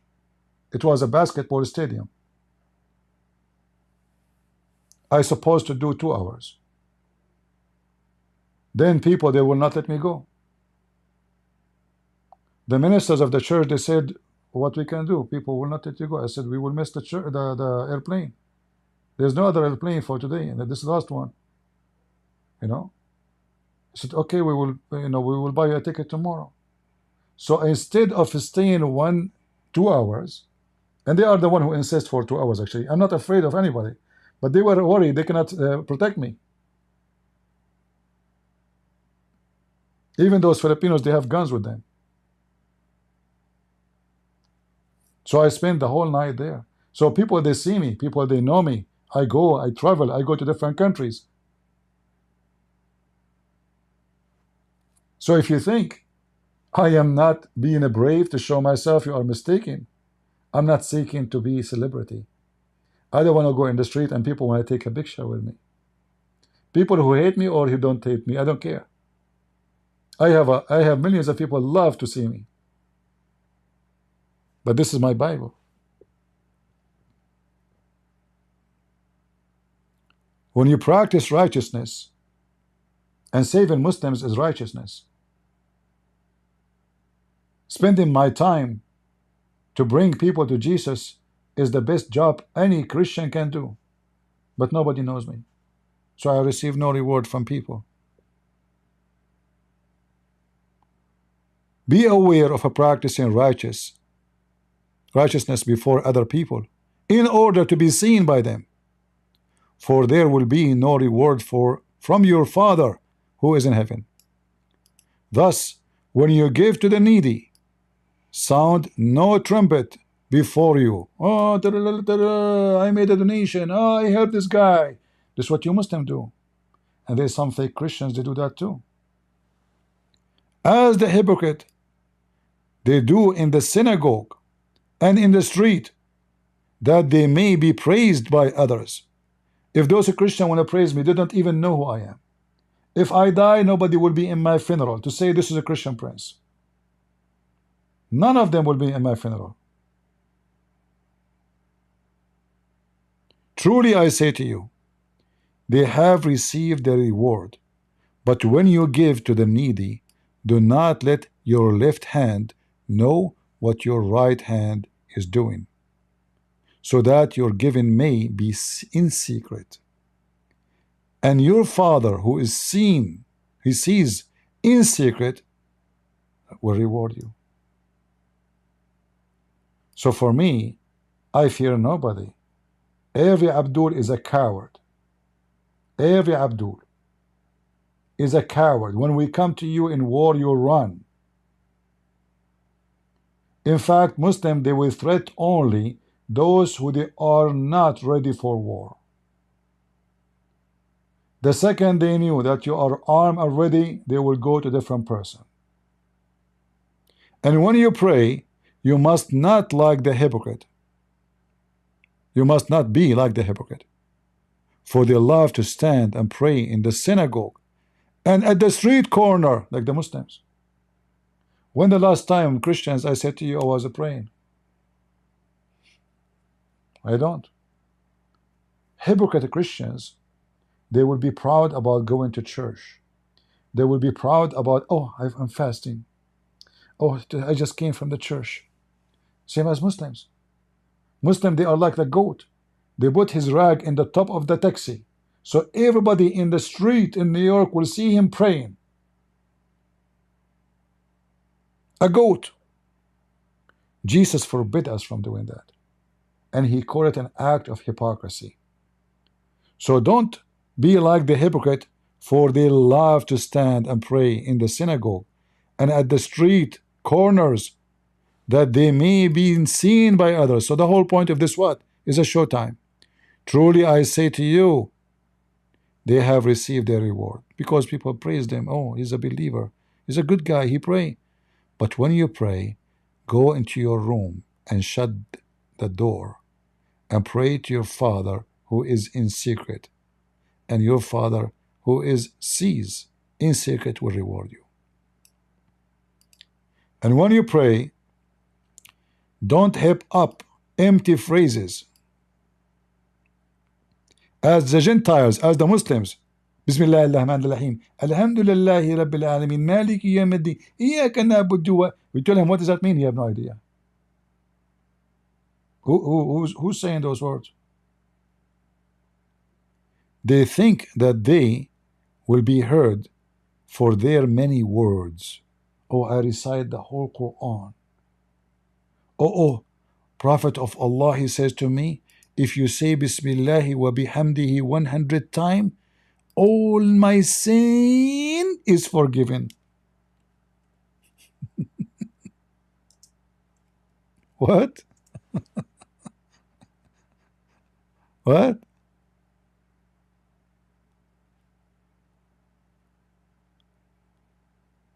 This is religion? Look at this.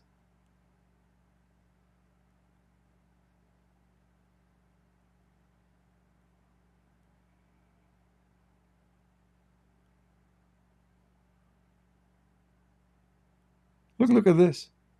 Imagine spending your days saying those stupid words, repeating them. Look at this.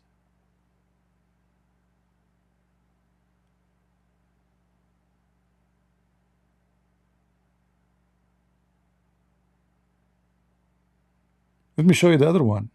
It's even more funny.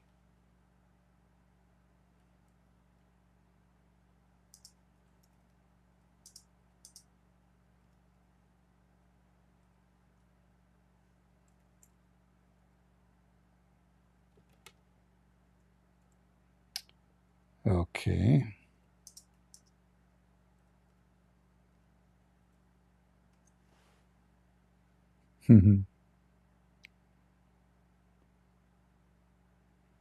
You have to repeat those words. Allah will forgive all your sin.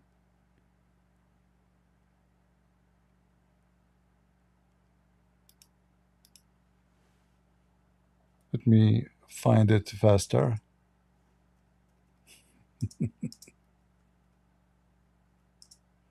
This website is not good. All right. Read and love.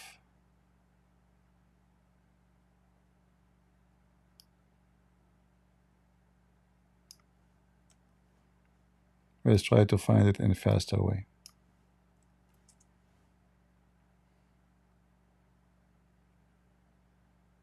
Whoever, and this is authentic, don't tell me it's weak, as you see. Whoever says every morning, brother, you wake up in the morning, you have to say it in Arabic. In Arabic, be careful. Don't say it in English. It doesn't work. The activation code Alibaba work on Arabic. So you have to recite 100 times in Arabic. You say in Arabic, Bismillahi wa bihamdihi 100 times. The Prophet said, whoever recite this 100 times in the morning and in the evening will not be suppressed in the day of resurrection. What do you want more? 100 times in the morning, 100 times at night. All your sin is gone. Look what Jesus says to us.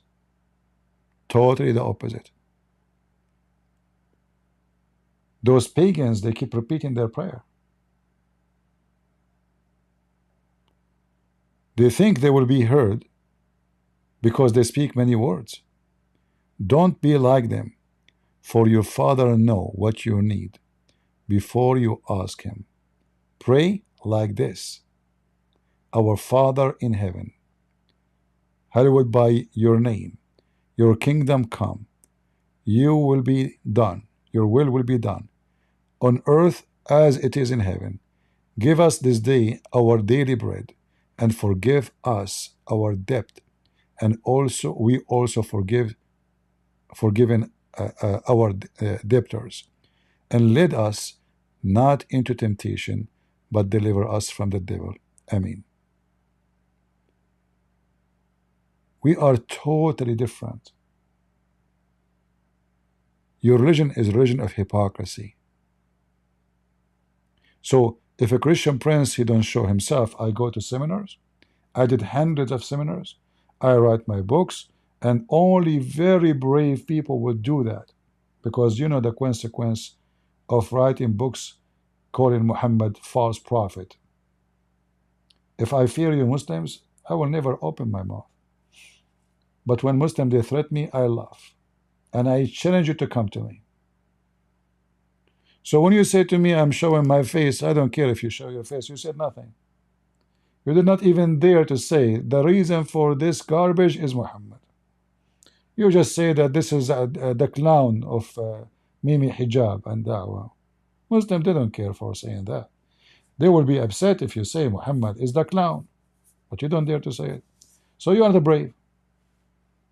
You are in fact so terrified to say what I say. And saying it by showing your face or not will not change anything.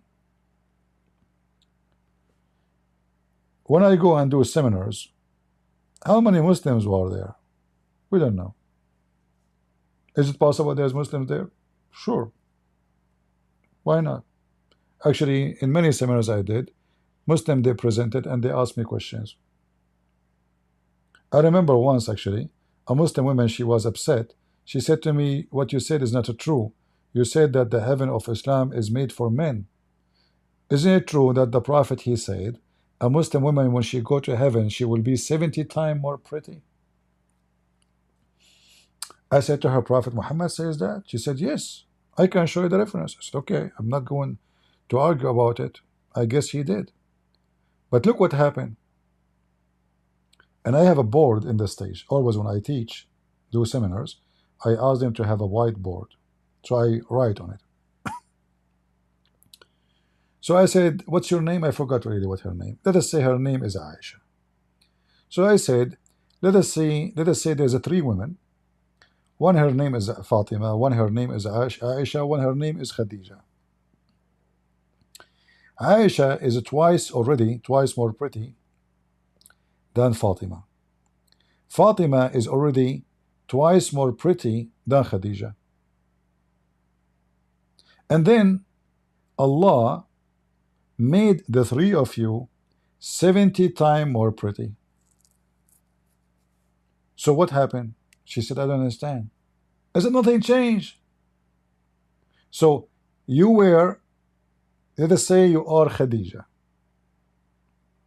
You are the last one in the beauty. Aisha is already 3 times more pretty than you. 70 x 3 is 210. Fatima is twice more pretty than Aisha. Sorry, more than Khadija. That means 70 x 2. She is now 140 times more pretty than Khadija. Khadija now is 70 times more pretty. So you were ugly in earth, you are ugly in heaven. People die in the church laughing. Supposedly now she became. Why you claim that Allah will not give women anything? I will be 70 times more pretty. Like nothing changed. Because all the women who are going to heaven now will be 70 times more pretty. So if a woman she was on earth, she is more pretty than you. She's still more pretty than you. Nothing changed, in fact. Same time, are you pretty because Allah was trying to make you pretty, or you will become a sex toy? Huh? What do you mean now you are pretty?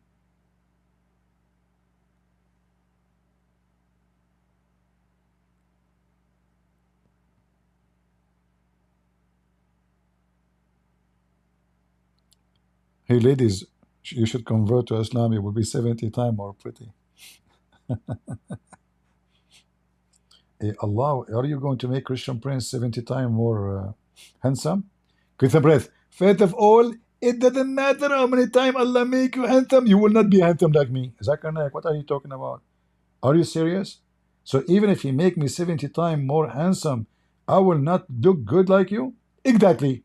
Do you have any proof? Christian Prince, first of all, look at my shoulders. What do you mean shoulders? Ah, you mean shoulders. In fact, they look like shoulders. They don't like shoulders. Where is your shoulder, Zakanak? I mean, when you wear the jacket, I see a jacket. I don't see your shoulders. Do you even have bones? Get a breath. Respect yourself. I am that fasting because I'm a believer. What do you mean fasting? You Muslim, you eat like a mule, especially in Ramadan. But still, where does the food go? Where is the money of the donation going, Zakir Naik? Get a breath. Respect yourself. First of all, I swear by Allah, I did not eat lobster since last week. Since last week, you did not eat lobster? What you ate yesterday?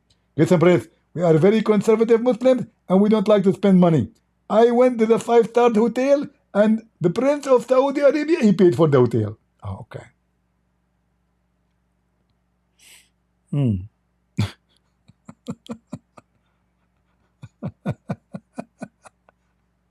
Ah, boy. By the way, I have a rose in my hand.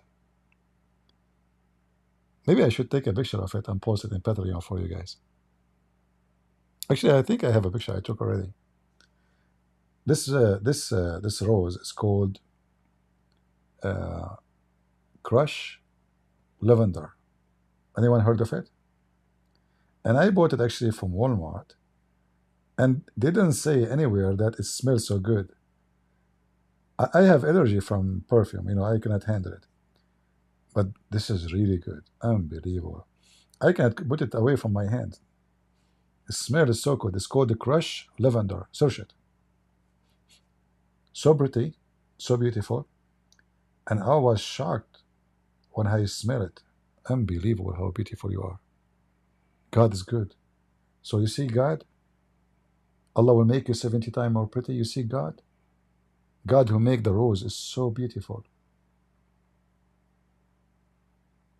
And his beauty is not about a face. It's about making you attractive. And the first thing you can be attractive with, according to the Bible, is not your face. It's how loving you are. It's how giving. It's how wonderful. It's how kind. It's not about a look. In fact, the most arrogant and ugly behavior is those who look so good because they are so proud.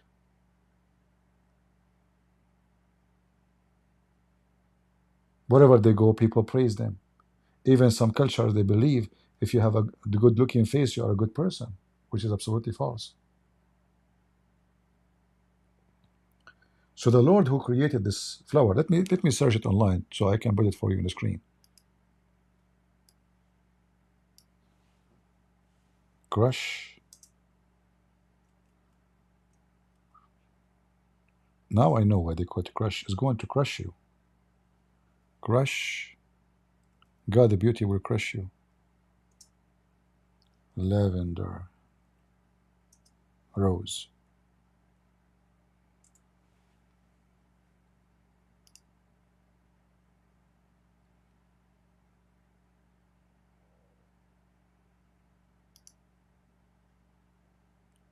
All right. Very, very pretty.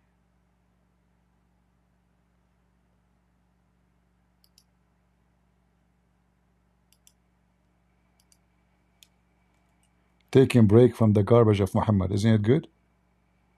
Yeah. Talk about something useful. Look how beautiful it is. Very pretty.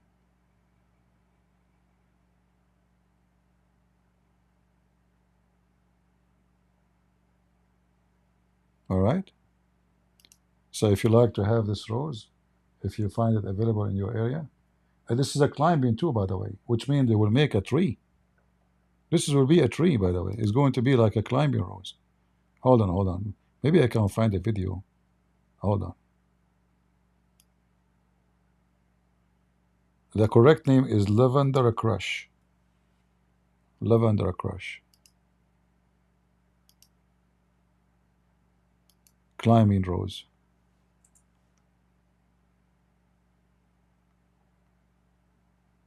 Yeah, let me show you how this. We will not play videos, so nobody will say copyright, etc. But we will show you to give you an idea.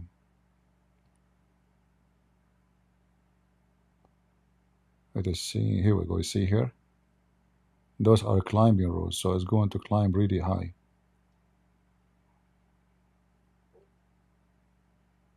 Very beautiful. But I'm surprised about how beautiful the smell is.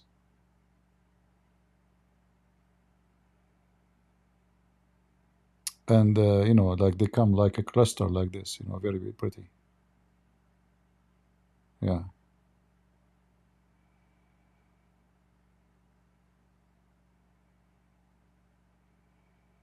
Check it out.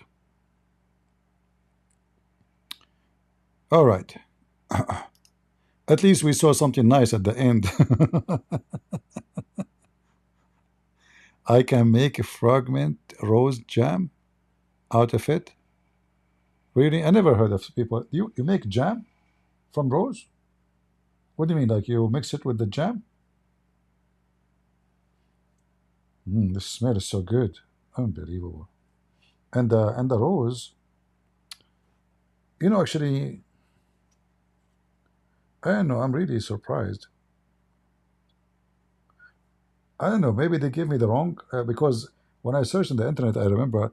Let me see. Does it say it's frequent? Because sometimes they mislabel. You know, correct? Sometimes they mislabel. Let me see. Because when I bought it, I don't remember. It says it's have a nice smell.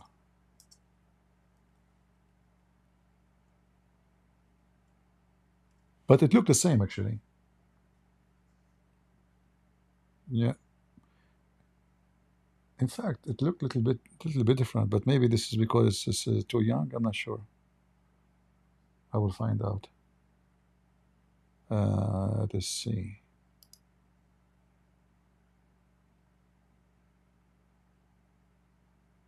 Ah,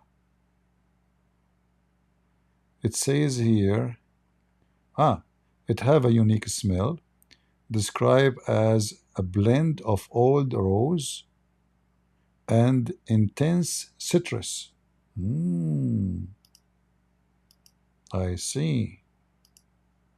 So yeah, it have nice smell.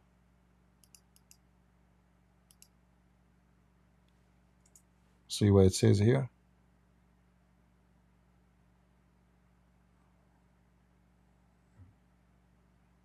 No wonder.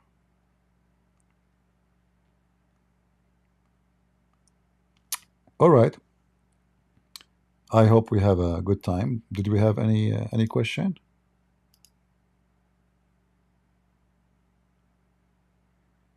Jam is jelly? I don't know. The only jam I know is a traffic jam. I mean, English is very funny. So you go to the store. I don't know. Like, I was trying my best to learn about food names, because in the Middle East we don't use the same words. So, what is the name of this thing? Jam. And then it said to me, there's a traffic jam. I said, oh, maybe there's a big truck full of jam and the truck have an accident and all the cars are stuck because of the sweet jam. What do you mean there's traffic jam? Traffic jam? All right.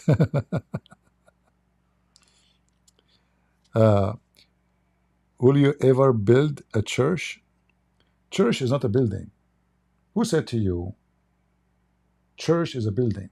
Who is the idiot told you that church is a building? Church is not a building, my friend. Church is the family of Christ around the world. There's a building, there's no building. Building is just a place where people gather, just to make it, okay, here we meet. But any house, people, they meet in it, it's a church. As long as they are meeting in the name of Jesus, even if they are meeting in the desert.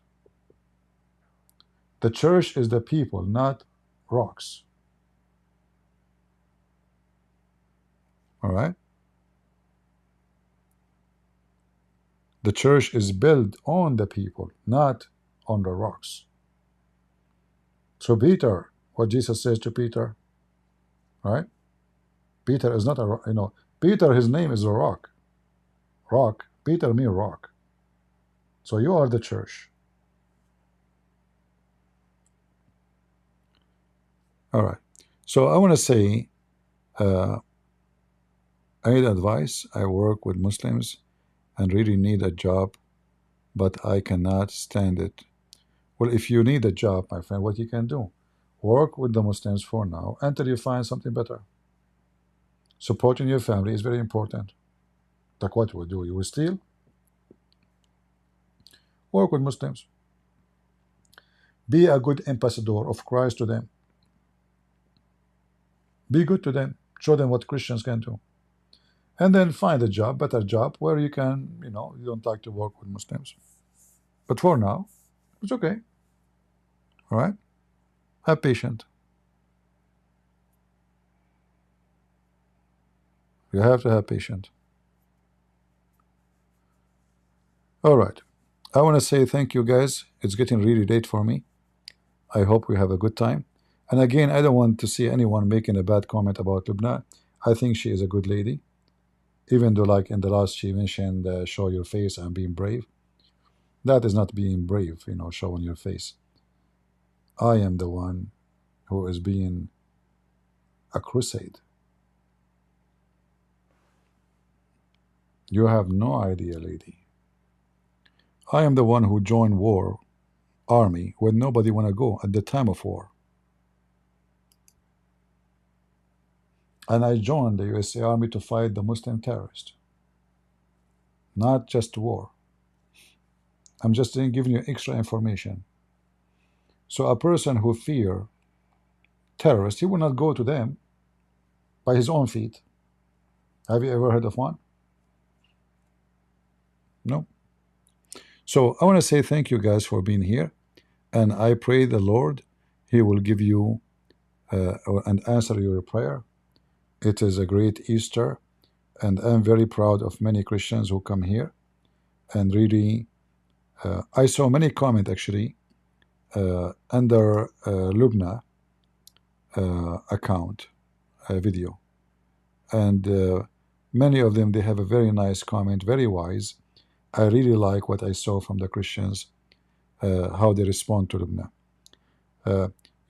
I am aggressive with everybody. Even with a Christian, he make a comment I don't like, I have no break. So you might get upset from me, but there's one thing you need to understand. What make me so tough and so harsh? Because I don't agree with Lubna that there's a gray. There's no gray. What the Lord, He says, either you are hot or cold. Otherwise, I cannot swallow you, right? Any one of you like to drink warm water? I mean, water is delicious when we are thirsty, but when it's warm, it's yuck. It doesn't feel good at all, even though we cannot live without it. So there's no gray. And because I don't have a gray in my life, and Lubna, she is right. Christian Prince, he sees things either white or black. I don't see the gray. And I don't want to be in the gray area. Because either you are with or against. The one who is not with us, he is against us. And the one who is not with Jesus, he is against Jesus. There's no gray. Any person he claimed to be a Christian and he said to you there's a gray area, he is a false Christian.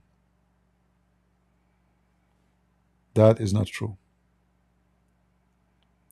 You cannot be a thief and Christian. You cannot be a whore and Christian. You cannot be a drug dealer and Christian. You cannot be a fornicator and Christian. You cannot be a liar and Christian. You cannot. For the Lord, He says, from their fruits you shall know them. How the Lord will know who is the Christian, who is not? This is not about God knowing, no, which means how you will be recognized from your fruits. If your fruit is a gray, that means you are 50 good, 50 bad. That means you are very bad. And the Bible teaches that. We have the story of those servants who their master gave them the talents. One of them, he took it and he hid it. That was the evil one. He did not even do anything. He was in the gray area. He said, I'm not going to do bad, I'm not going to do good. Even this one is doomed because he was in the gray area. You don't want to take a side. So either you are with the Messiah or you are against the Messiah.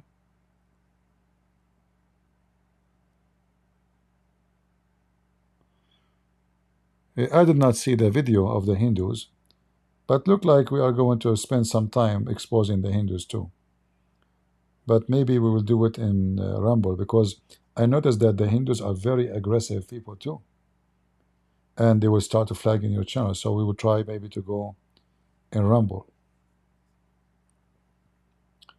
I used to think about the Hindus are very nice, friendly people. They are not the same as Muslims.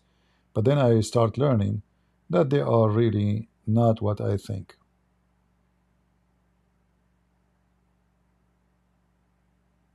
All right? So we will give them some time.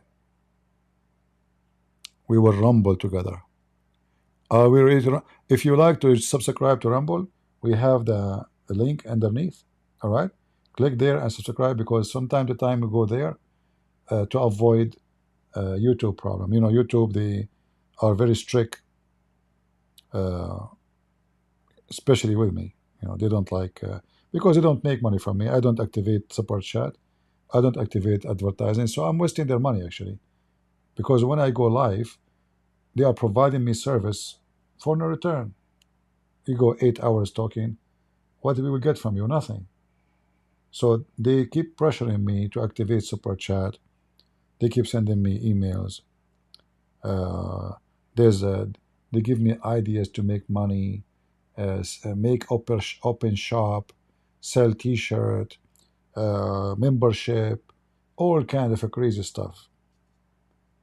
Yeah, and I don't want to do that. I'm not here to make business. The Lord is my provider, and He's good. He's always good to me. Even when I am in very bad need, the Lord is good to me. And I'm very always appreciating. Even when I don't have anything, I appreciate Him. Because there's very important thing. If I have everything. As long as I have my faith and I have my health, and the most important, the health of the brain, the Lord, He gave me a lot. I can see, I appreciate it. There's many are blind. I can walk. I'm so thankful. There's many they cannot walk. I don't have pain in my body. I'm very grateful. Many, they are suffering every day from pain in their body. I'm very grateful. So even if there is no money, like I went through a very harsh time in my life, because of what I do, still I'm very grateful. And I believe that when you are grateful, you are happy. When you are not grateful, nothing can make you happy. It doesn't matter how much money you have. It doesn't matter how big your house. It doesn't matter how much people praise you. If you don't appreciate, you got nothing. Because always you are greedy. You are not satisfied. A person who have appreciation, he is satisfied.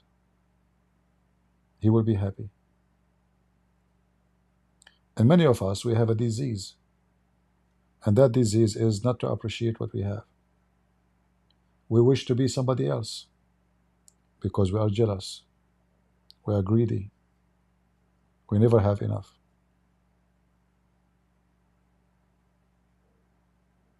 I have a bicycle. Oh, my friend, he have a car. I save money.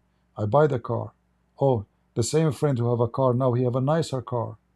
Okay, I will work harder and I will save money. And now I bought a car like his car. Oh, the guy who have a car, now he have a big villa. I don't have a big villa. I have a small tiny house. I start working like a donkey so I can get a house like his. And by the time I save enough money to buy a house like his, he have a very big mansion, palace. Oh, I want to buy the palace like his palace. I spend my life working like a donkey. And finally I get the palace. And by the time I get the palace, he become Elon Musk.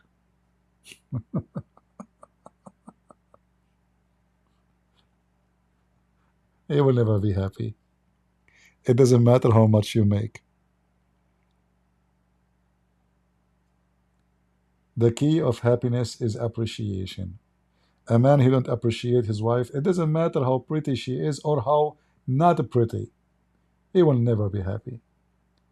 Because he don't appreciate her. And the same for the women, she don't appreciate her husband. It doesn't matter how good he is. She don't see where he's good. He provide, he buy her gift, he speak nice to her. Well, she don't appreciate it, so he's bad. A person who appreciate, they will be happy if they eat little tiny bread and maybe little olive and thank you, Lord, I'm happy. Thank you. I'm not hungry. Thank you, Lord, I did not sleep today and I'm cold, shivering. I'm not sick. I'm not in pain. I'm not worried. I'm not starving. I'm not dying after money. The same as this rose in my hand, it showed me the glory of the Lord. The rose means nothing unless you appreciate it. Otherwise, it's just a plant. It doesn't talk to you. But if you appreciate it, you talk to the rose and the rose talk to you. Your Lord, your Maker, He speaks to you through this rose. He says to you, look, I made this. Do you see this beauty? It's my hand art of work. And if you see it and you appreciate it, then you will appreciate your Lord. I appreciate seeing trees, plants. They make me wonder how wonderful the Lord, how things work, how you put a seed in the dirt and the seed become a tree. It's amazing. So we as a Christians, we see what others don't see. And this is why when we celebrate the Easter, we are celebrating things others don't see. We celebrate love. It might look like it's about Jesus, He died on the cross, Jesus, He resurrected from the cross, but it's not just about the cross. The cross is love of Jesus. So the same, this rose can present your love to somebody. You give it to your wife, you give it to your fiancé, you give it to your husband. It's just to express your love. Jesus, He gave His life to you. This is His rose. And this rose is eternal. Not like the rose in my hand, will flourish for a few days and then will die. Your Lord, your Savior, they cut Him on the cross like they cut a rose. But the difference is this rose is always will be everlasting. His name is Emmanuel.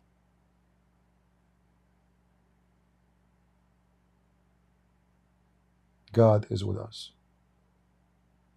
So I pray that God will be with us always and will give us patience and love and appreciation and wisdom and truthful, and not to be wicked and not to be hypocrite and not to be gray. Either you are with the Lord or you are against Him.